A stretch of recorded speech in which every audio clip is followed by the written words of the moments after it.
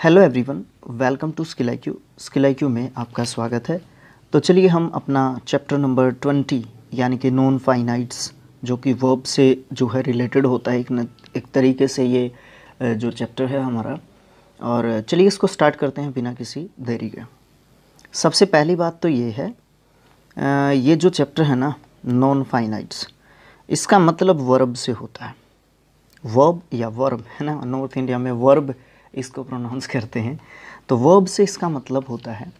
और ये जो पिक्चर है ना, ये बड़े अच्छे तरीके से इन्होंने बनाई हुई है। इन्होंने समझाया है हमें कि हम इस चैप्टर में फोकस जो है किसके ऊपर करने वाले हैं, नॉन फाइनाइट्स पे। बट इसने थोड़ा सा काम आसान कर दिया है टीचर्स का। इसने बताया है कि जो नॉन फाइनाइट होता है वो एक वर्ब का टाइप होता है। और इस तरीके से अगर देखते हैं तो वर्ब के दो टाइप्स होते हैं, एक तो होता है फाइनाइट वर्ब और दूसरा होता है नॉन फाइनाइट वर्ब। ठीक है, फाइनाइट वर्ब जो है कौन सी वर्ब होती है और नॉन फाइनाइट जो है कौन सी होती है। उससे पहले जो नॉन फाइनाइट वर्ब होती है वो हमारी तीन तरीके की होती है, इन्फिनेटिव, जिरंड और पार्टिसिपल। इन्फिनेटिव में हम दो तरीके की वर्ब का बात करते हैं, एक तो वर्ब का खाली फर्स्ट फॉर्म और दूसरा टू प्लस के वर्ब की फर्स्ट फॉर्म। इन्फिनेटिव में हम इन दो चीज़ों की जिक्र करते हैं। इससे आगे भी इस ट्री को आप बना सकते हैं कॉपी में, अगर बनाना चाहें तो कुछ इस तरीके का लगा लीजिए, या फिर आप ऐसा कर सकते हैं, ऐसे हो जाएगा ये और ऐसे कर लीजिए। ठीक है, यहाँ पे हो जाएगा वर्ब का फर्स्ट फॉर्म और यहाँ पे हो जाएगा टू प्लस के वर्ब का फर्स्ट फॉर्म। ठीक है, इन्फिनेटिव दो तरीके का होता है, एक तो अकेला वर्ब की फर्स्ट फॉर्म और एक दूसरा होता है टू प्लस के वर्ब की फर्स्ट फॉर्म। दूसरे नंबर पे जिरंड। जिरंड जो है हमारा वर्ब के साथ ING लगाया जाता है वर्ब की फर्स्ट फॉर्म के साथ, यानी कि सीधा सीधा अगर आप कहना चाहें वर्ब का फोर्थ फॉर्म जो होता है वो एक तरीके से जिरंड कहलाता है। लेकिन जिरंड के क्या रूल्स होते हैं, क्या बातें होती हैं।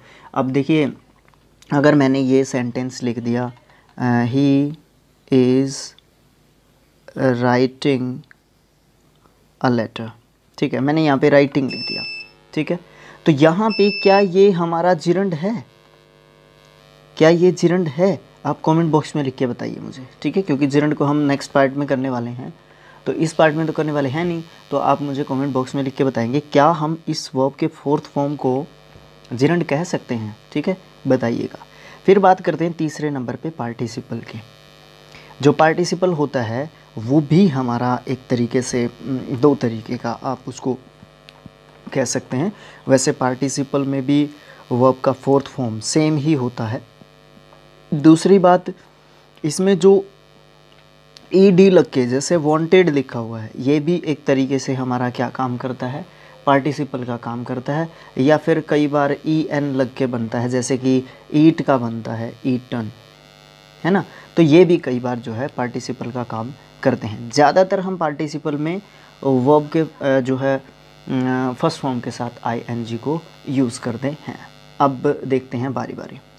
उससे पहले एक छोटा सा इंट्रोडक्शन फाइनाइट वर्ब के बारे में, क्योंकि इसने ऊपर ट्री के रूप में बताया था बट नीचे इसने थोड़ा सा डिफ़ाइन किया है कि जो हम फाइनाइट वर्ब होती है, फाइनाइट वर्ब जो है हम किसको कहते हैं।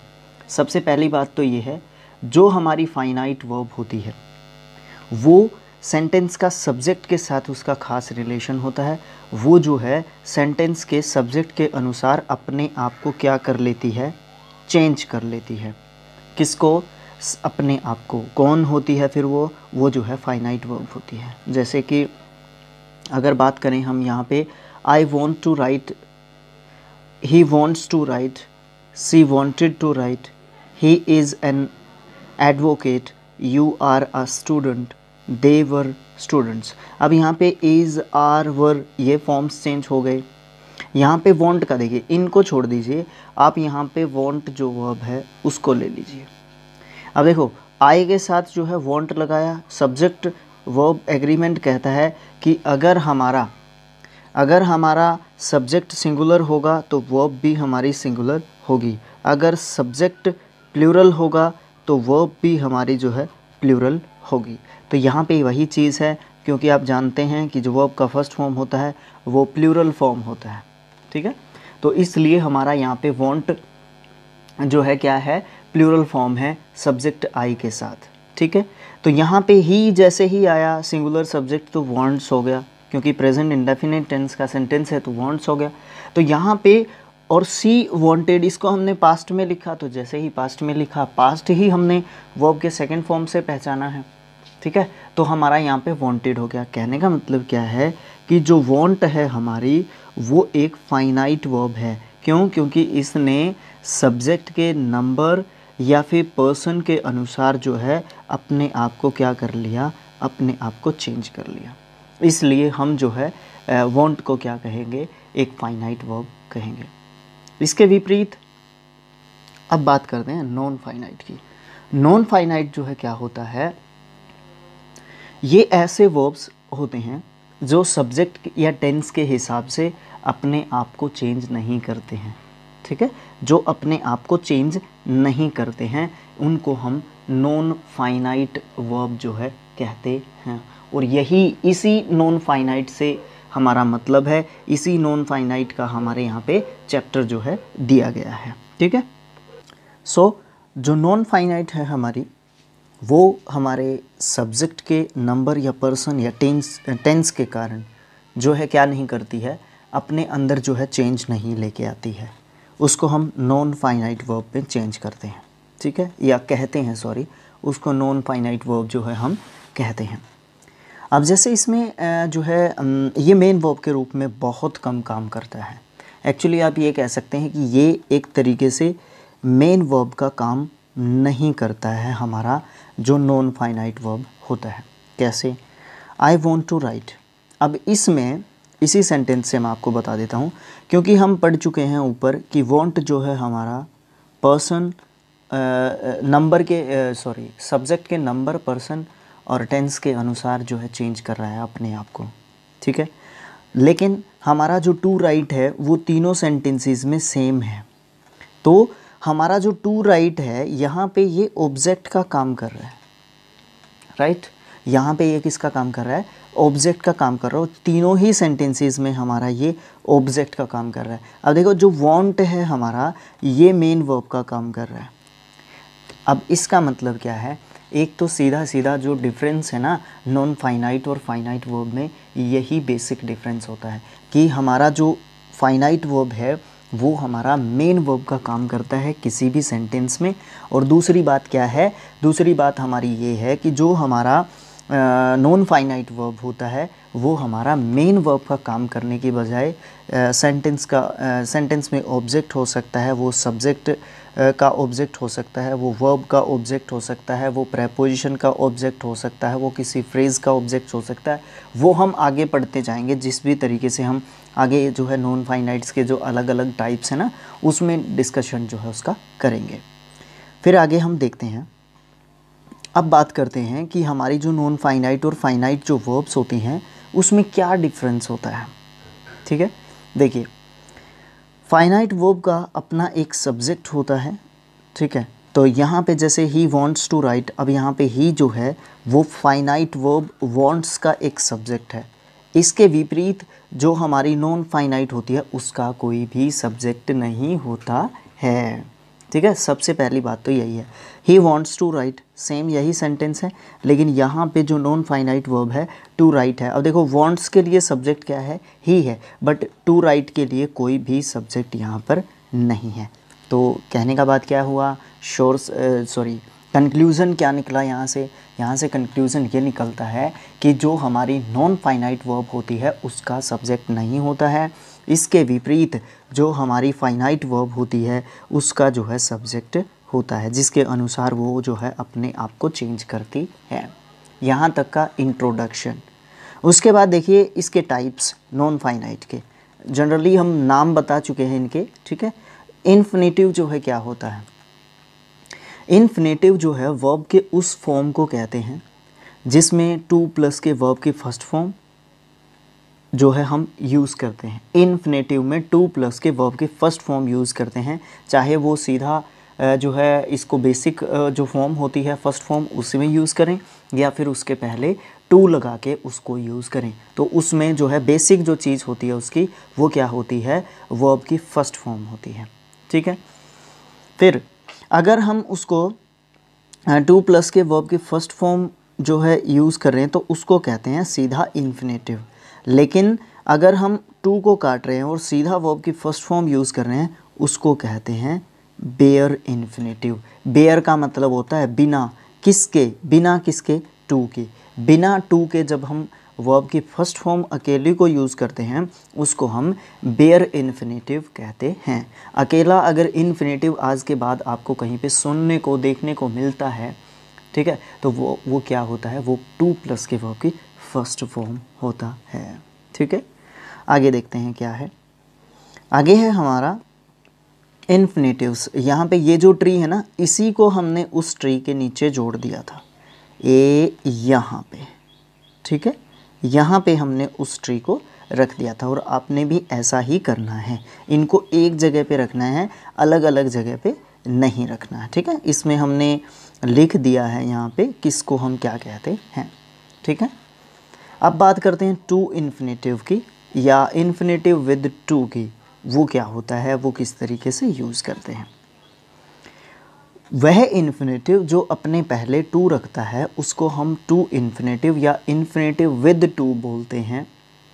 टू प्लस के वर्ब की फर्स्ट फॉर्म को ही हम टू इन्फिनेटिव या इन्फिनेटिव विद टू बोलते हैं। ठीक है, इसमें एक्टिव फॉर्म में टू प्लस के वर्ब की फर्स्ट फॉर्म यूज़ की जाती है।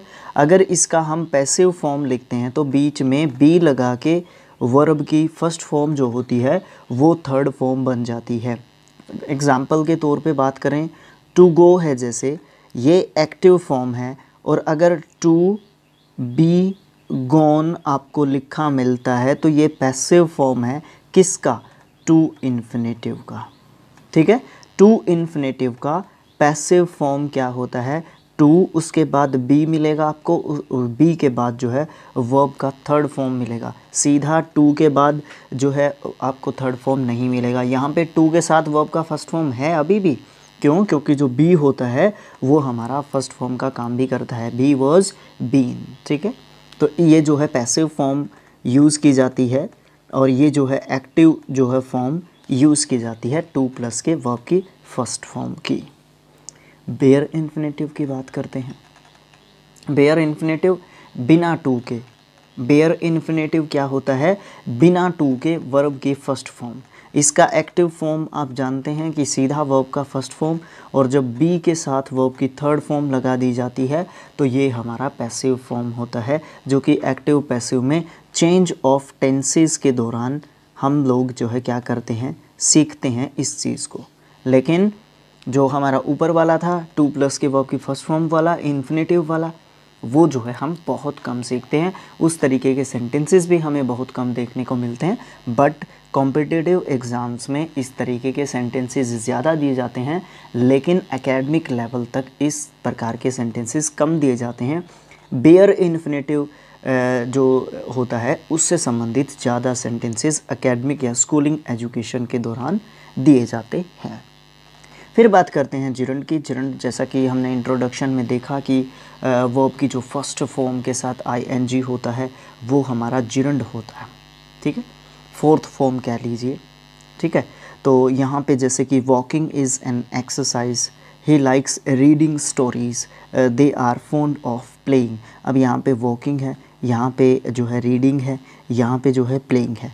अब इसमें भी देख लीजिए, क्योंकि जिरंड भी जो है एक नॉन फाइनाइट होता है, क्योंकि बार बार जब मैं इन चीज़ों को बोलूँगा तभी आपको जो है एक तरीके से आपके माइंड में एक तरीके से सेटल हो जाने वाली चीज़ हो जाएगी। ये क्या कि जो हमारी नॉन फाइनाइट होती हैं, जैसे कि जिरंड है, जैसे कि टू प्लस के वर्ब की फर्स्ट फॉर्म है, जैसे कि वर्ब का फर्स्ट फॉर्म है, ये कभी भी अपने आप को चेंज नहीं करती हैं। ठीक है, ये कभी भी चेंज नहीं करती हैं अपने आप को, अगर ये नॉन फाइनाइट के रूप में यूज़ की गई है वर्ब की फ़र्स्ट फॉर्म। ठीक है, टू प्लस के वर्ब की फ़र्स्ट फॉर्म तो कन्फर्म है, लेकिन वर्ब का फर्स्ट फॉर्म जो है हमारा कई बार प्रेजेंट इंडेफिनिट टेंस में जो है आता है, तो इसलिए हम कन्फर्म ये कह सकते हैं कि वर्ब का फर्स्ट फॉर्म जो है हर जगह पे नॉन फाइनाइट नहीं हो सकता। अब वापस जो मैं कहना चाह रहा था वो उस पे आता हूँ। जो हमारा वर्ब का फर्स्ट फॉर्म के साथ ing है वो हर जगह मुझे जवाब देना पड़ गया उस बात का, क्योंकि आपने दे दिया होगा, मैं ऐसी उम्मीद करता हूँ। यहाँ तक वीडियो देखने के उपरांत आपने जवाब तो दे ही दिया होगा। जो हमारा वर्ब का फर्स्ट फॉर्म के साथ ing होता है हर जगह वो जो है जिरंड नहीं होता, पहली बात तो ये है। और हर जगह वो जो है पार्टिसिपल भी नहीं होता, और वो हर जगह जो है मेन वर्ब का फर्स्ट फॉर्म के साथ ing फॉर्म जो है नहीं होता। वो हम डिसाइड करते हैं उसका सेंटेंस में यूज़ किस तरीके से किया गया है। फॉर एग्ज़ाम्पल फर्स्ट सेंटेंस देखिए, वॉकिंग इज़ एन एक्सरसाइज। अब यहाँ पे वॉकिंग है, वॉकिंग से पहले अब ये मेन वर्ब क्यों नहीं है? ये पार्टिसिपल भी हो सकता है, ये जिरंड भी हो सकता है। मैं इसको ये क्यों कह रहा हूँ कि ये मेन वर्ब नहीं है? क्यों नहीं है? क्योंकि इसके आगे हेल्पिंग वर्ब या मॉडल ऑक्सिलरी वर्ब को यूज़ नहीं किया गया है, इसलिए ये क्या नहीं है, इसलिए यहाँ पे ये फोर्थ फॉर्म नहीं है, वर्ब का फर्स्ट फॉर्म के साथ ing नहीं है। क्लियर है? क्लियर है ना ये चीज़? अब ये चेंज नहीं होगा, ठीक है, ये चेंज नहीं होगा। वॉकिंग यहाँ पे इसका मतलब ये नाउन है, यहाँ पे इसका मतलब है चलना। क्लियर है? दूसरा सेंटेंस देखिए, ही लाइक्स रीडिंग स्टोरीज़। अब यहाँ पे जो लाइक्स है ना वो हमारा फाइनाइट वर्ब है, बट रीडिंग जो है वो हमारा नॉन फाइनाइट वर्ब है। रीडिंग में कोई चेंज नहीं होगा, आप सब्जेक्ट को चेंज कर लेंगे तो आपका जो लाइक्स है ना वो मेन वर्ब है बजाय की रीडिंग के। क्लियर है? अब यहाँ पे रीडिंग क्यों नहीं है, क्यों है नॉन फाइनाइट? क्योंकि इसके आगे किसी भी हेल्पिंग वर्ब का यूज़ नहीं किया गया है, किसी भी ऑक्सिलरी वर्ब का यूज़ नहीं किया गया है। क्लियर है? समझ में आया जिरंड क्या होता है? ठीक है। अब यहाँ पे एक चीज़ और ज़रूर दी गई है। क्या दी गई है? जो ऊपर सेंटेंसेस दिए गए हैं उसमें जो है जो वर्ड्स हैं वॉकिंग, प्लेइंग, रीडिंग, ये सब जो है नाउन की जगह पे यूज़ किए गए हैं या नाउन के जैसे यूज़ किए गए हैं, इसीलिए हम इनको क्या कहते हैं? जिरंड्स कहते हैं। इसमें वर्ब्स के भी लक्षण जो है पाए जाते हैं, क्योंकि वर्ब के फर्स्ट फॉर्म के साथ ing तो है ही ये। ठीक है, तो जिरंड जो है एक प्रकार का नाउन होता है, बट अलग अलग डिफरेंट सिचुएशंस में, विभिन्न परिस्थितियों में हम इसको नाउन या फिर वर्ब अलग अलग सिचुएशंस में नाउन या वर्ब को यूज़ करते हैं। इसको समझने के लिए जो नीचे सेंटेंसेस दे रखे हैं उनके ऊपर हमें थोड़ा सा ध्यान देना होगा। क्या? ही likes reading stories, she began walking slowly. यहाँ पे क्या है? फर्स्ट जो सेंटेंस है उसमें क्या है? जो रीडिंग है वो एक जिरंड है, जैसा कि दिखाई दे रहा है हमें। ही लाइक्स के बाद रीडिंग दे रखा है तो ये जिरंड है, इसके आगे कोई हेल्पिंग वर्ब नहीं है, क्योंकि जो रीडिंग है वो एक ट्रांसिटिव वर्ब लाइक्स का ऑब्जेक्ट है। हाँ, ट्रांसिटिव वर्ब है लाइक्स हमारा, उस लाइक जो है ट्रांसिटिव वर्ब है। ट्रांसिटिव और इंट्रांसिटिव तो समझते ही होंगे आप, ठीक है। जिसको ऑब्जेक्ट की ज़रूरत पड़ती है वो एक ट्रांसिटिव वर्ब होती है, और जिस वर्ब को ऑब्जेक्ट की ज़रूरत नहीं पड़ती है, इंडिपेंडेंटली वो जो है अपने मीनिंग को बताने में जो है सक्षम रहती है, सफल रहती है, तो वो हमारी क्या होती है? इंट्रांसिटिव वर्ब होती है। अब जो लाइक है ना वो हमारी ट्रांसिटिव वर्ब है, तो हम क्या कहेंगे? तो हम यहाँ पे इस रीडिंग को नाउन कहेंगे। दूसरा जो सेंटेंस है इसमें हमारा क्या है? इसमें हमारा क्या दिया हुआ है? इसमें हमारा दिया हुआ है सी बिगैन वॉकिंग स्लोली। सी बिगैन वॉकिंग स्लोली। अब यहाँ पे वॉकिंग भी जिरंड है, वॉकिंग भी क्या है? जिरंड है।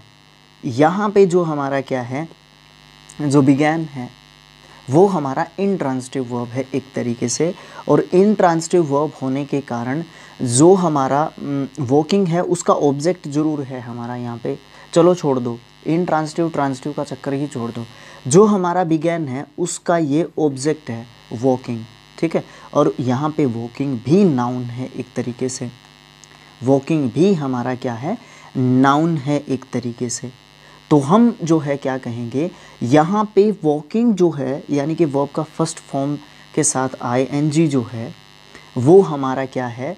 ये जो है हमारा यहाँ पे वॉकिंग जो है हमारा जिरंड है, और रीडिंग भी हमारा जिरंड था। लेकिन रीडिंग में एक चीज़ हम बताना भूल गए यहाँ पे, क्योंकि यहाँ पे हम रीडिंग को एक एडवर्ब के रूप में भी यूज़ कर रहे हैं, ठीक है, एडवर्ब के रूप में भी यूज़ कर रहे हैं। इसके पीछे वैसे ये मान सकते हैं कि आप स्टोरीज़ जो है ना यहाँ पे एक एडवर्ब के रूप में यूज़ किया गया है, किसका, हमारे रीडिंग का, ठीक है, रीडिंग जो नाउन है हमारा, स्टोरीज़ जो है उसका एक एडवर्ब के रूप में यूज़ किया गया है, ठीक है। तो यहाँ पे आप जो है इसको जो है क्या कह सकते हैं, इसको आप यहाँ पे नाउन तो दोनों जगह पे है, वॉकिंग भी और रीडिंग भी। दूसरे वाला जो सेंटेंस है इसमें जो हमारा यहाँ पे क्या चीज़ है, यहाँ पे है सी बिगैन वॉकिंग स्लोली। यहाँ पे जो स्लोली है इस चीज़ के ऊपर फोकस करना है। स्लोली जो है हमारा यहाँ पे ऑब्जेक्ट है, स्लोली क्या है यहाँ पे, ऑब्जेक्ट है, और इसलिए जो हमारा अब देखो एक चीज़ आती है नाउन, फिर आता है एडजेक्टिव, फिर आता है सॉरी गलत हो गया, सबसे पहले आता है एडवर्ब, फिर आता है एडजेक्टिव, फिर आता है नाउन। ये इसको क्वालिफाई करता है, ये इसको क्वालिफाई करता है, लेकिन ज़्यादातर जो एडवर्ब होता है वो हमारे वर्ब को क्वालिफाई करता है। लेकिन इस सेंटेंस में या इस तरीके के जो हमारा एडवर्ब होता है वो दूसरे किसी एडवर्ब को भी क्वालिफाई कर लेता है। तो यहाँ पे ये चीज़ है समझने वाली ये चीज़ है कि हमारा जो स्लोली है वो एक एडजेक्टिव है, इसलिए यहाँ पे ये एक नाउन भी है, ठीक है, नाउन जो है इससे क्लियर होता है। फिर दूसरी बात ये है कि ये जो है हमारे नाउन का एक एडवर्ब है, एडवर्ब जो है नाउन का है, नाउन ये हमारे स्लोली जो है वो एक एडवर्ब है। इस एडवर्ब को ये जो वॉकिंग है ये हमारा नाउन जो है जो स्लोली है वो एडवर्ब, कई ऐसे एडवर्ब्स हैं जो पीछे जाते हैं किसके, हमारे नाउन के, ठीक है, नाउन के पीछे जाते हैं। यहाँ पे कन्फ्यूज़न इस बात का था, मुझे खुद को कन्फ्यूज़न हो गया था। कई ऐसे वो एडवर्ब्स हैं जो हमारे जो नाउन है या एडजेक्टिव है उसके पीछे जाते हैं। जैसे इनफ है, इनफ जो है वो पीछे जाता है, इसी तरीके से स्लोली यहाँ पे पीछे है और हमारे नाउन को जो है क्वालिफाई कर रहा है। तो यहाँ पे जो वॉकिंग है, महाभारत जो है यहाँ पे ख़त्म होती है। जो वॉकिंग है वो नाउन का काम ज़रूर कर रहा है, बट यहाँ पे ये एक जो है एक एडजेक्टिव या एडजेक्टिव का काम कर रहा है, बट यहाँ पे ऊपर जो है ये एक नाउन का काम करने के साथ साथ ये एक वर्ब का काम भी कर रहा है। तो इसीलिए इसने ये कहा था कि जो हमारे जिरंड होते हैं उसमें वर्ब के लक्षण भी पाए जाते हैं और वो एक प्रकार के नाउन के रूप में तो यूज़ किए ही जाते हैं। उसके बाद हम आगे देखते हैं, काफ़ी जो है समय लग गया उस चीज़ में, कोई बात नहीं। फिर बात करते हैं पार्टिसिपल की, आज सिर्फ इंट्रोडक्शन ही होगा इनका। पार्टिसिपल की बात करते हैं। पार्टिसिपल में हमारा क्या क्या होता है, पार्टिसिपल में हम वर्ब की फर्स्ट फॉर्म के साथ ing को यूज़ करते हैं, वर्ब की थर्ड फॉर्म या फिर सेकंड फॉर्म को यूज़ करते हैं जिसमें ed en जो भी होते हैं।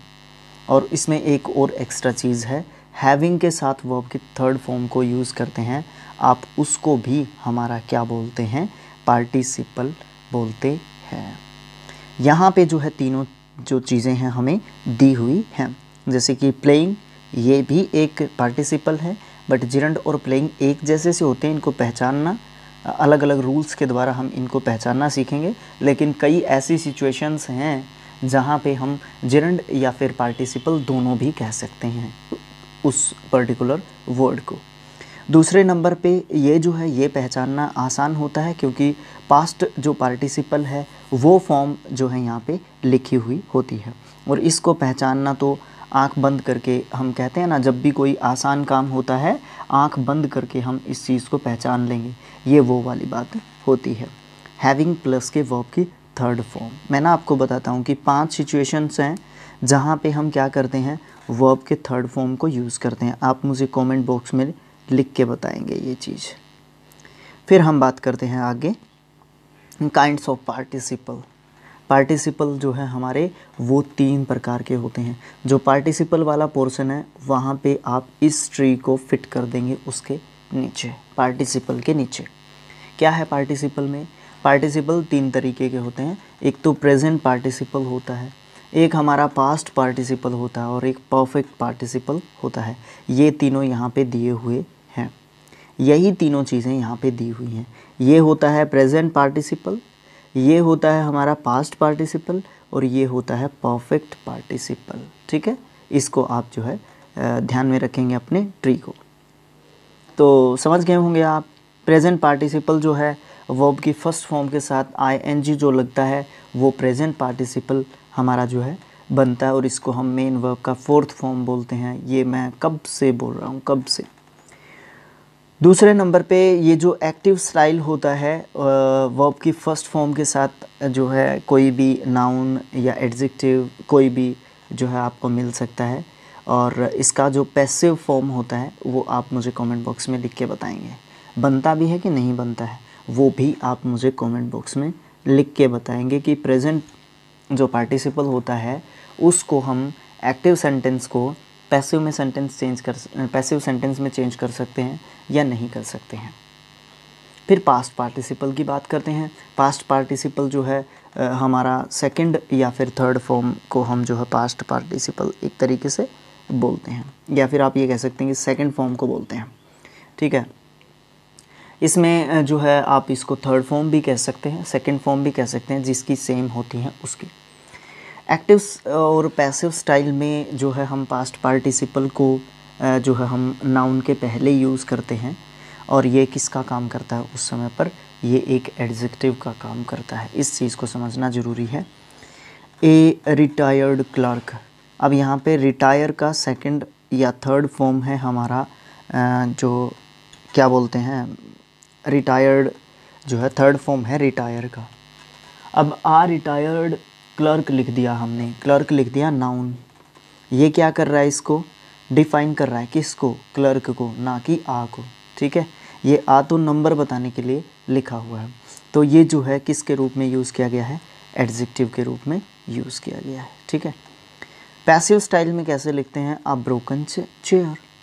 ब्रोकन जो है क्योंकि थर्ड फॉर्म है, अब थर्ड फॉर्म ने आपने कैसे लिख दिया, सीधा ही, ये पैसिव स्टाइल में लिखते हैं हम इस चीज़ को। और यहाँ पे जो आप ब्रोकन को क्या कहेंगे, आप यहाँ पे आप नॉन फाइनाइट वर्ब में ब्रोकन को गिनोगे, और नॉन फाइनाइट का कौन सा रूप, पार्टिसिपल जो फॉर्म है उसमें आप इसको गिनोगे नॉन फाइनाइट के।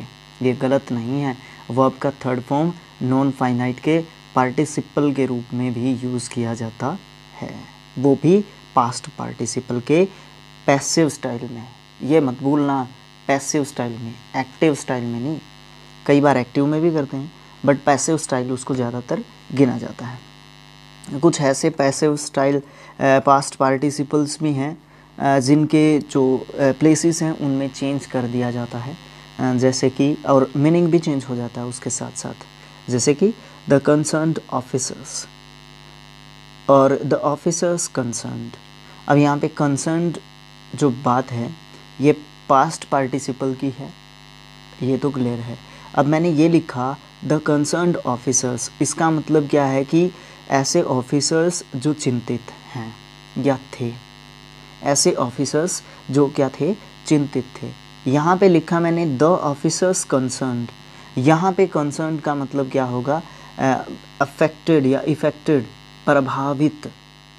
ठीक है, प्रभावित। ठीक है, जो भी रिज़ल्ट निकला था किसी भी चीज़ का। ठीक है, यहाँ पे जो है इसका मतलब प्रभावित निकल रहा है, लेकिन ऊपर जो है क्या निकल रहा है, चिंतित जो है मतलब निकल रहा है। तो इसलिए पार्टिसिपल जो है जब जगह चेंज करता है, ठीक है, तो उसका भी अलग अलग जो है, अलग अलग जो वर्ड है या पार्टिसिपल है या नॉन फाइनाइट जो हमारा वर्ब है, ठीक है, उसका जो है पास्ट पार्टिसिपल का अलग अलग जगह पे अलग अलग मतलब निकलता है।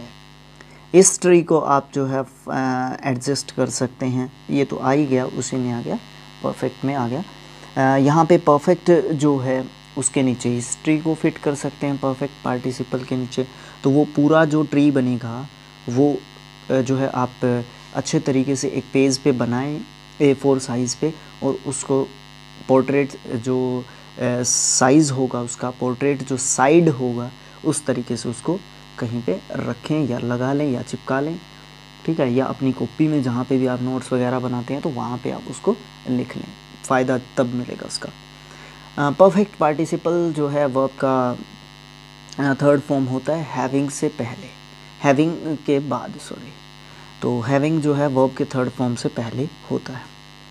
तो एक्टिव स्टाइल में उसको हैविंग प्लस के वर्ब की थर्ड फॉर्म लिखते हैं, बट पैसिव बनाना पड़ जाए तो हैविंग और जो वर्ब है उसके बीच में हम क्या करते हैं, बीन को दे देते हैं, क्योंकि इसमें जो है ये फॉर्म देना पड़ेगा इसको थर्ड, क्योंकि बी वॉज बीन, बीन जो है थर्ड फॉर्म होता है, और पैसिव वॉइस बनाने के लिए हमें मेन वर्ब का थर्ड फॉर्म भी चाहिए होता है। यहाँ पे जो पैसिव स्टाइल होता है ये वर्ब का थर्ड फॉर्म का काम नहीं कर रहा है, मेन वर्ब का, ये इसके लिए थर्ड फॉर्म है, बट ये पूरे सेंटेंस के लिए थर्ड फॉर्म नहीं है।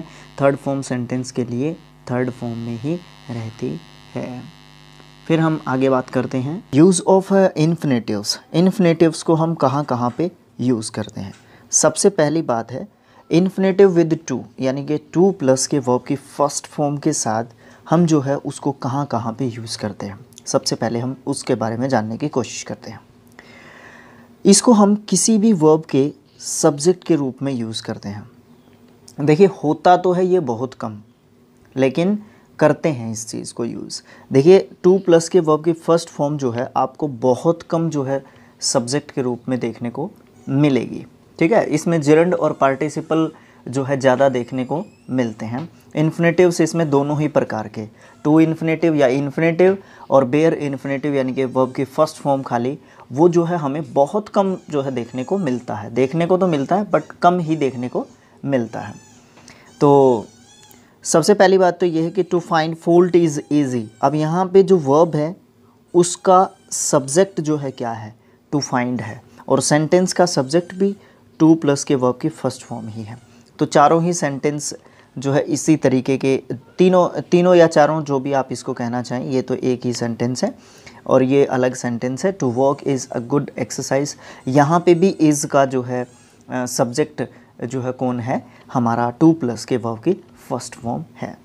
दूसरी जो है बात करते हैं इसको हम कहाँ पे यूज़ करते हैं। कोई भी ट्रांजिटिव वर्ब है उसके ऑब्जेक्ट के रूप में। अब देखो ट्रांजिटिव वर्ब जो होती है उसको किसकी ज़रूरत होती है, ऑब्जेक्ट की ज़रूरत होती है। और ट्रांजिटिव जो वर्ब है हमारी उसका ऑब्जेक्ट एक नाउन या कोई भी एडजेक्टिव या कोई भी एडवर्ब या कोई भी फ्रेज़ या कोई भी सेंटेंस के अलावा हमारा टू प्लस के वर्ब की जो फर्स्ट फॉर्म होती है ये भी हो सकता है, एक ऑब्जेक्ट हो सकता है ये किसी भी सेंटेंस का, किसी भी वर्ब का ऑब्जेक्ट हो सकता है। और ये वर्ब कौन सी होती है, ट्रांजिटिव वर्ब जो है होती है। ही वॉन्ट्स टू गो, अब वो ही वॉन्ट्स क्या चाहता है, वो क्या चाहता है, जाना। ही वॉन्ट्स टू गो, है ना। तो यहाँ पे हमारा जो टू गो है ये जो है इन्फिनेटिव है और ये हमारा क्या कर रहा है, वॉन्ट्स का जो है क्या है, एक तरीके से ऑब्जेक्ट है।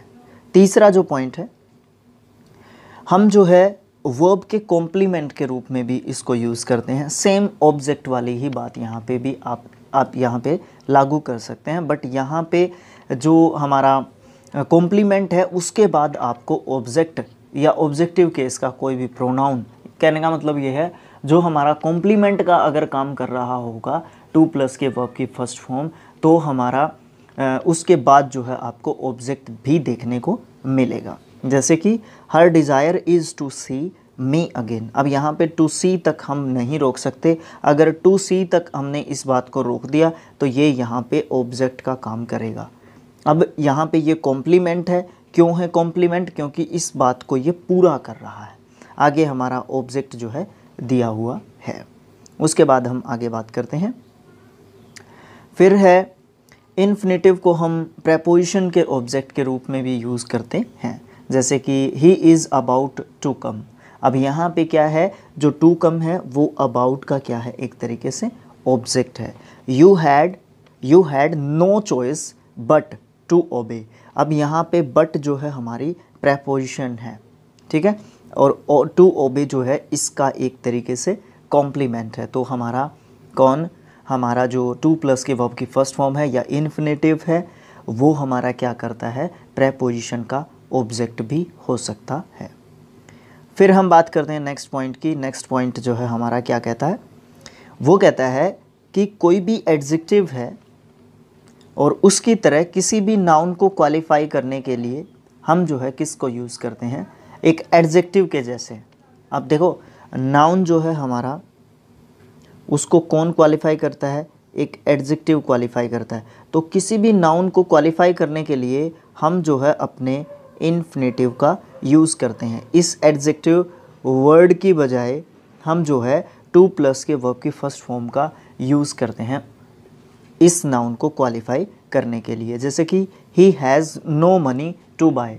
अब मनी जो है यहाँ पे नाउन है, टू बाय जो है क्या है, इसका एक तरीके से इसके बारे में और भी बता रहा है, और भी ज़्यादा इस मनी को जो है क्या कर रहा है, डिफाइन कर रहा है, या इसके बारे में बता रहा है कि मनी तो किस लिए नहीं है, मनी उस बात का उद्देश्य बता रहा है, उस बात की विशेषता बता रहा है। ठीक है, क्या मैं आपसे पूछ सकता हूँ कि जो नाउन है हमारा वो किस प्रकार का नाउन है? ठीक है, जो मनी है हमारा वो किस प्रकार का नाउन है। फिर है एडवर्ब की तरह भी जो है ये यूज़ किया जा सकता है टू प्लस के वर्ब की फर्स्ट फॉर्म यानी कि इन्फिनेटिव। वो किसको क्वालिफाई करता है, वो हमारे एडजेक्टिव को क्वालिफाई करता है। ठीक है, जैसे कि he is too ill to do any work. अब यहाँ पे जो इल है, ये जो इल है ये एक एडजेक्टिव के रूप में यूज़ किया गया है, और टू डू जो है एक एडवर्ब के रूप में यूज़ किया गया है। अब यहाँ पे भी वो जो सीक्वेंस है वो हमेशा ध्यान रखिए, नाउन, उसके बाद एडवर्ब, उसके बाद एडजेक्टिव, उसके बाद नाउन। ठीक है, ये सीक्वेंस होता है, लेकिन ये सीक्वेंस कई बार अलग होता है। ये सिर्फ नॉर्मल वर्ड्स जो होते हैं उनमें सीक्वेंस होता है। जब अलग अलग जब चीज़ें या अलग अलग पार्ट्स ऑफ स्पीच या अलग वर्ड जब एडजेक्टिव का या एडवर्ब का काम करने लग जाता है तो सिचुएशन कई बार चेंज रहती हैं। जैसे कि यहाँ पे इल जो है एडजेक्टिव है, ठीक है, और ये एडवर्ब से पहले है। ठीक है, तो यहाँ पे जो टू डू है वो हमारा एक इन्फॉर्मेशन दे रहा है इसके बारे में, यानी कि एडवर्ब का काम ये कर रहा है। ठीक है, जैसे कि the girls were anxious to learn. Anxious OUS ending words जो है क्या होते हैं, एडजेक्टिव होते हैं लगभग। ठीक है, फिर हमारा जो टू लर्न है वो और भी ज़्यादा इन्फॉर्मेशन किसके बारे में दे रहा है, एनेक्सियस के बारे में दे रहा है। तो इस चीज़ को जो है हम क्या कहेंगे कि ये हमारा टू लर्न जो है यहाँ पे क्या है, एडवर्ब है। फिर हम बात करते हैं, ये जो है एडवर्ब की तरह किसी भी वर्ब को क्वालिफाई करने के लिए यूज़ किया जाता है, और इस केस में हम इन्फिनेटिव विद टू से जो भी काम करने का जो उद्देश्य या कोज होता है उसको हम जो है यहाँ पे बताते हैं। सेम ऊपर वाला रूल है, बस उसमें थोड़ी सी चीज़ें ऐड कर दी गई हैं। या तो इस सेंटेंस में कोई भी उद्देश्य यानी कि पर्पज़ की बात की जाएगी, या फिर किसी भी कोज यानी कि कारण की जो है बात की जाएगी।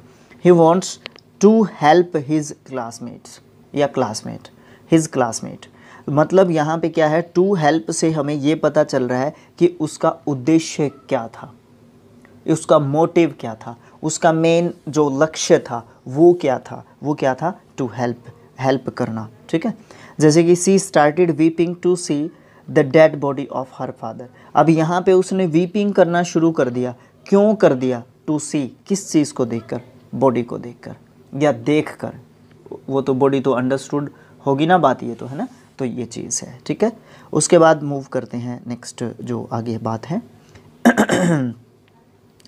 ये जो है किसी भी सेंटेंस को क्वालिफाई करने के लिए भी हम जो है इसको यूज़ करते हैं, और जब भी हम किसी सेंटेंस को क्वालिफाई करते हैं तो हम जो है उसके लगभग जो है सब्जेक्ट के रूप में टू प्लस के वर्ब की फर्स्ट फॉर्म को यूज़ करते हैं। देखिए, to be honest, he is not going to help her. To be honest, to tell the truth, I quite forget my promise, है ना। तो कई बार होता है ऐसा, है ना। तो यहाँ पे जो है क्या बताया गया है, जब भी किसी भी इन्फिनेटिव को हम यूज़ करते हैं नाउन, वर्ब, एडजेक्टिव या किसी भी सेंटेंस को क्वालिफाई करने के लिए, तो हम जो है इसको ग्रैंडियल या फिर क्वालिफाइंग इन्फिनेटिव जो है कहते हैं इसको, है ना, जिरंडियल, सॉरी जिरंडियल या फिर क्वालिफाइंग इन्फिनेटिव जो है हम टू प्लस के वर्ब के फर्स्ट फॉर्म को हम उस समय पर कहते हैं, किस समय पर, जब ये किसी भी नाउन, वर्ब, एडजेक्टिव या सेंटेंस को क्वालिफाई कर रहा होता है। कौन? टू प्लस के वर्ब की फर्स्ट फॉर्म, उसको हम जिरंडियल या फिर क्वालिफाइंग इन्फिनेटिव कहते हैं। ये एक टर्म है, आप इसको कहीं पे लिख सकते हैं कि जिरंडियल क्वालिफाइंग इन्फिनेटिव या जिरंडियल इन्फिनेटिव जो है किसको कहते हैं।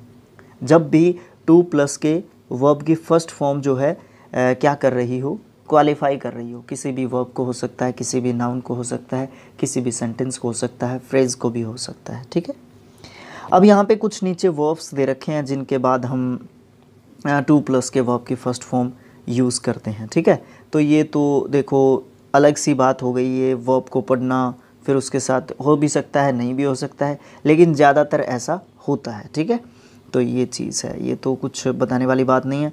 फिर यहाँ पे जो है चीज़ दे रखी है 10th पॉइंट में, वर्ब्स के बाद ऑब्जेक्टिव प्लस के इन्फिनेटिव टू का यूज़ करते हैं, ना कि हम दैट क्लोज का। ठीक है, तो अलाउ आ गया जैसे, तो इसके साथ जो है टू प्लस के वर्ब की फर्स्ट फॉर्म का यूज़ करते हैं। ठीक है, इसी तरीके से एडवाइस आ गया, कंपेल आ गया, एनकरेज आ गया, एक्सेप्ट आ गया, फॉरबिड आ गया। इस तरीके से ये वर्ब्स जो है हमें दी हुई हैं। ठीक है, यहाँ तक दी हुई हैं, ये नेक्स्ट पेज तक।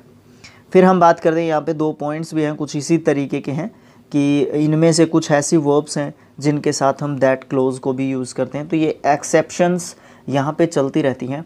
यहाँ पे हमें मेन या इम्पोर्टेंट जो रूल्स होते हैं ना, उनको अगर ध्यान में रख लेते हैं तो इस तरीके की चीज़ें जब हम लगातार पढ़ते रहते हैं तो हमें ऑटोमेटिकली दिमाग में सेट होना शुरू हो जाती हैं। अब आप ये कहेंगे कि सर आपने सिर्फ पढ़ दिया और आगे निकल गए, तो इसमें सिर्फ इतना ही हो सकता है। ठीक है, कोई इम्पोर्टेंट रूल है, कोई इम्पोर्टेंट बात है, उस पे समय लगेगा, अन्यथा किसी भी चीज़ पे समय नहीं लगेगा। अब इन्हीं में से दे रखे हैं agree, decide, forget, remember, learn, ये सब वर्ब्स जो हैं इनके साथ दैट क्लोज का भी यूज़ हो सकता है। ठीक है ना, और इनके बाद जो है आप टू प्लस के फर्स्ट फॉर्म भी यूज़ कर सकते हैं, तो ये दोनों ही चीज़ें यहाँ पे यूज़ की जा सकती हैं। फिर भी आगे भी ऐसी चीज़ दे रखी है, इन्फिनेटिव विद टू जो है इन एडजेक्टिव्स के साथ जो है यूज़ किया जाता है जनरली। ठीक है, फिर हम बात करते हैं आगे 13 पॉइंट के साथ। 13 पॉइंट में क्या है, जो इन्फिनेटिव है उसको हम कुछ नाउन्स हैं जैसे कि विश हो गया, डिसीज़न हो गया, नीड हो गया, प्लेजर हो गया, ये चारों याद रह सकते हैं।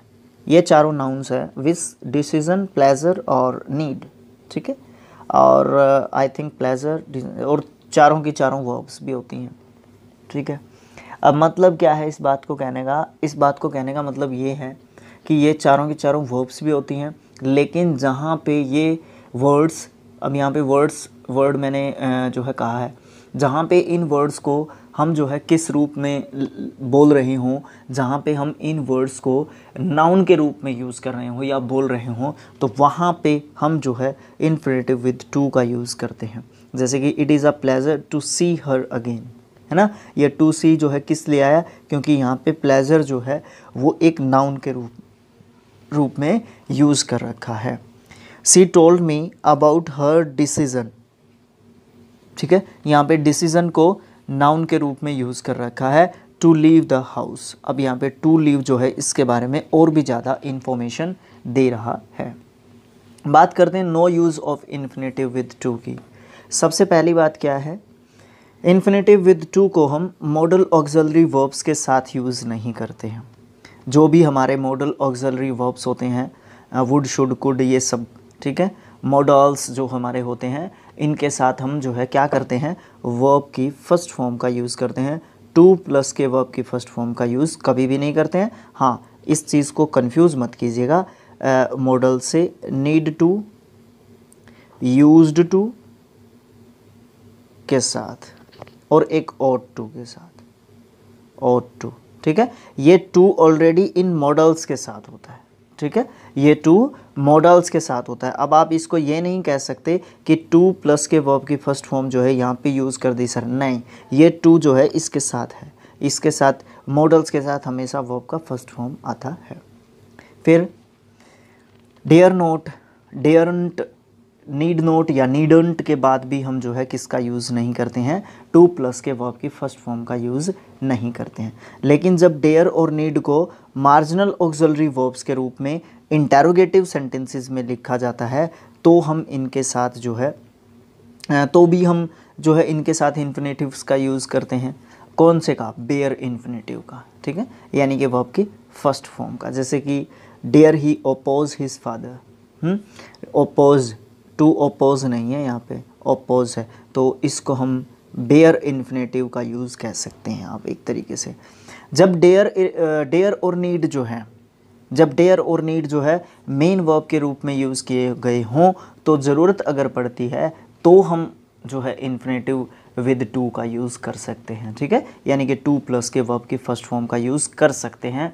कब कर सकते हैं, जब हमें डेयर और नीड को किसके रूप में यूज़ कर रहे हो, मेन वर्ब के। अब एक खेल समझिए आप, जो हमारे डेयर और नीड हैं ये दोनों नाउन का भी यूज़, नाउन के रूप में भी यूज़ किए जाते हैं, ये वर्ब के रूप में भी यूज़ किए जाते हैं, और ये हमारे ऑक्सिलरी वर्ब्स के रूप में भी यूज़ किए जाते हैं। इस बात का ध्यान रखना है, जब इनको नाउन के रूप में यूज़ किया जाता है तो आप इनके साथ टू प्लस के वर्ब की फर्स्ट फॉर्म यूज़ कर सकते हैं, और जब ये दोनों यूज़ किए जाते हैं तो यहाँ पे तो कोई ज़रूरत ही नहीं पड़ती और ज़रूरत भी पड़ सकती है, तो आप इनके साथ जो है यहाँ पे आप जो है इसके साथ यूज़ कर सकते हैं टू प्लस के वर्ब की फर्स्ट फॉर्म का। दो सिचुएशंस में कर सकते हैं, और ऑक्सिलरी वर्ब्स के साथ जो है आप इनके साथ टू प्लस के वर्ब की फर्स्ट फॉर्म का यूज़ ना करके वर्ब की फर्स्ट फॉर्म का यूज़ जो है करते हैं, ठीक है, इस चीज़ का ध्यान रखना है। फिर हम आगे मूव करते हैं अपने नेक्स्ट जो है रूल के साथ। यहाँ पे है हमारा क्या बोलते हैं इसको, इसको क्या बोलते हैं, रूल नंबर थर्ड है। यहाँ पे है हमारा रूल नंबर थर्ड।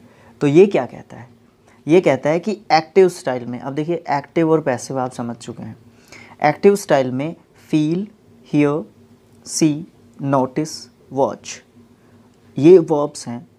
अगर हमें इनके बाद, ध्यान से सुनना है आपने, अगर हमें इनके बाद ऑब्जेक्ट का यूज़ करना हो तो इनके बाद हम प्रेपोजिशन विद टू प्लस के वर्ब की फर्स्ट फॉर्म यूज़ नहीं करते हैं। जैसे कि he felt the earth shake, अब यहाँ पे टू शेक नहीं लिखेंगे, टू शेक नहीं लिखेंगे, क्यों, क्योंकि इसके बाद हमने ऑब्जेक्ट का यूज़ कर लिया। फील का सेकंड फॉर्म है फेल्ट, ठीक है, इस बात में कंफ्यूज मत होना, चाहे इनका सेकंड फॉर्म आए चाहे इनका थर्ड फॉर्म आए, इस बात का ध्यान रखना है। इन्होंने वर्ब्स बोला है, इन्होंने ये नहीं कहा वर्ब की फर्स्ट फॉर्म, ठीक है, ये बात ध्यान रखनी है। फिर हम बात करते हैं, अब इन्हीं से रिलेटेड दो तीन बातें और बताएगा। अब क्या है, अगर ये वर्ब्स एक्टिव सेंटेंसेस में यूज़ की हैं और इनके बाद ऑब्जेक्ट का भी यूज़ किया है जैसा कि ऊपर किया था, तो इसके बाद हम प्रेजेंट पार्टिसिपल का यूज़ भी कर सकते हैं।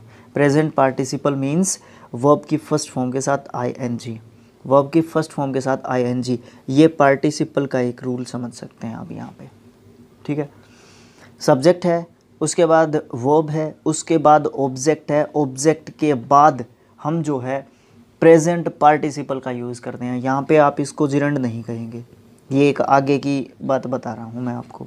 फिर तीन वर्ब्स हैं, हियर, सी, नो, इनको अगर पैसिव स्टाइल में हम यूज़ कर रहे हैं, स्टाइल में कई बार है ना अजीब सी प्रोनाउंसिएशन निकल जाती है ना, हाँ, तो सी, हियर और नो, ये जो है पैसिव स्टाइल में हम यूज़ कर रहे हैं किसी भी सेंटेंस में, तो वहाँ पे आप जो है इन तीनों वर्ब्स के साथ पैसिव स्टाइल वाले सेंटेंसेस में आप जो है टू प्लस के वर्ब की फर्स्ट फॉर्म का यूज़ कर सकते हैं इनके जस्ट बाद। पैसिव का कैसे पता चलेगा, बी की कोई भी फॉर्म होगी उसके बाद आपको वर्ब का थर्ड फॉर्म मिलेगा, और उसके बाद आप जो है उस थर्ड फॉर्म के बाद जो है आप टू प्लस के वर्ब की फर्स्ट फॉर्म का यूज़ कर रहे होंगे इन वर्ब्स के साथ।